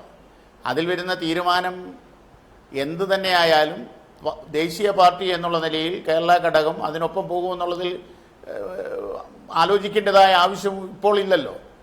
അല്ല, അതിൽ ഒരു ചോദ്യം അവിടെ അവശേഷിക്കുന്നത് ശ്രീ ഫിലിപ്പ് കെ തോമസ്, ദേശീയ തലത്തിലെ നിലപാടിനൊപ്പമല്ല, മറിച്ച് വ്യത്യസ്തമായ നിലപാട് ആ പാർട്ടിയിൽ തുടർന്നുകൊണ്ട് തന്നെ RSPയുടെ കേരള ഘടകം സ്വീകരിച്ചതുകൊണ്ട് അതിൽ കാര്യമുണ്ട്.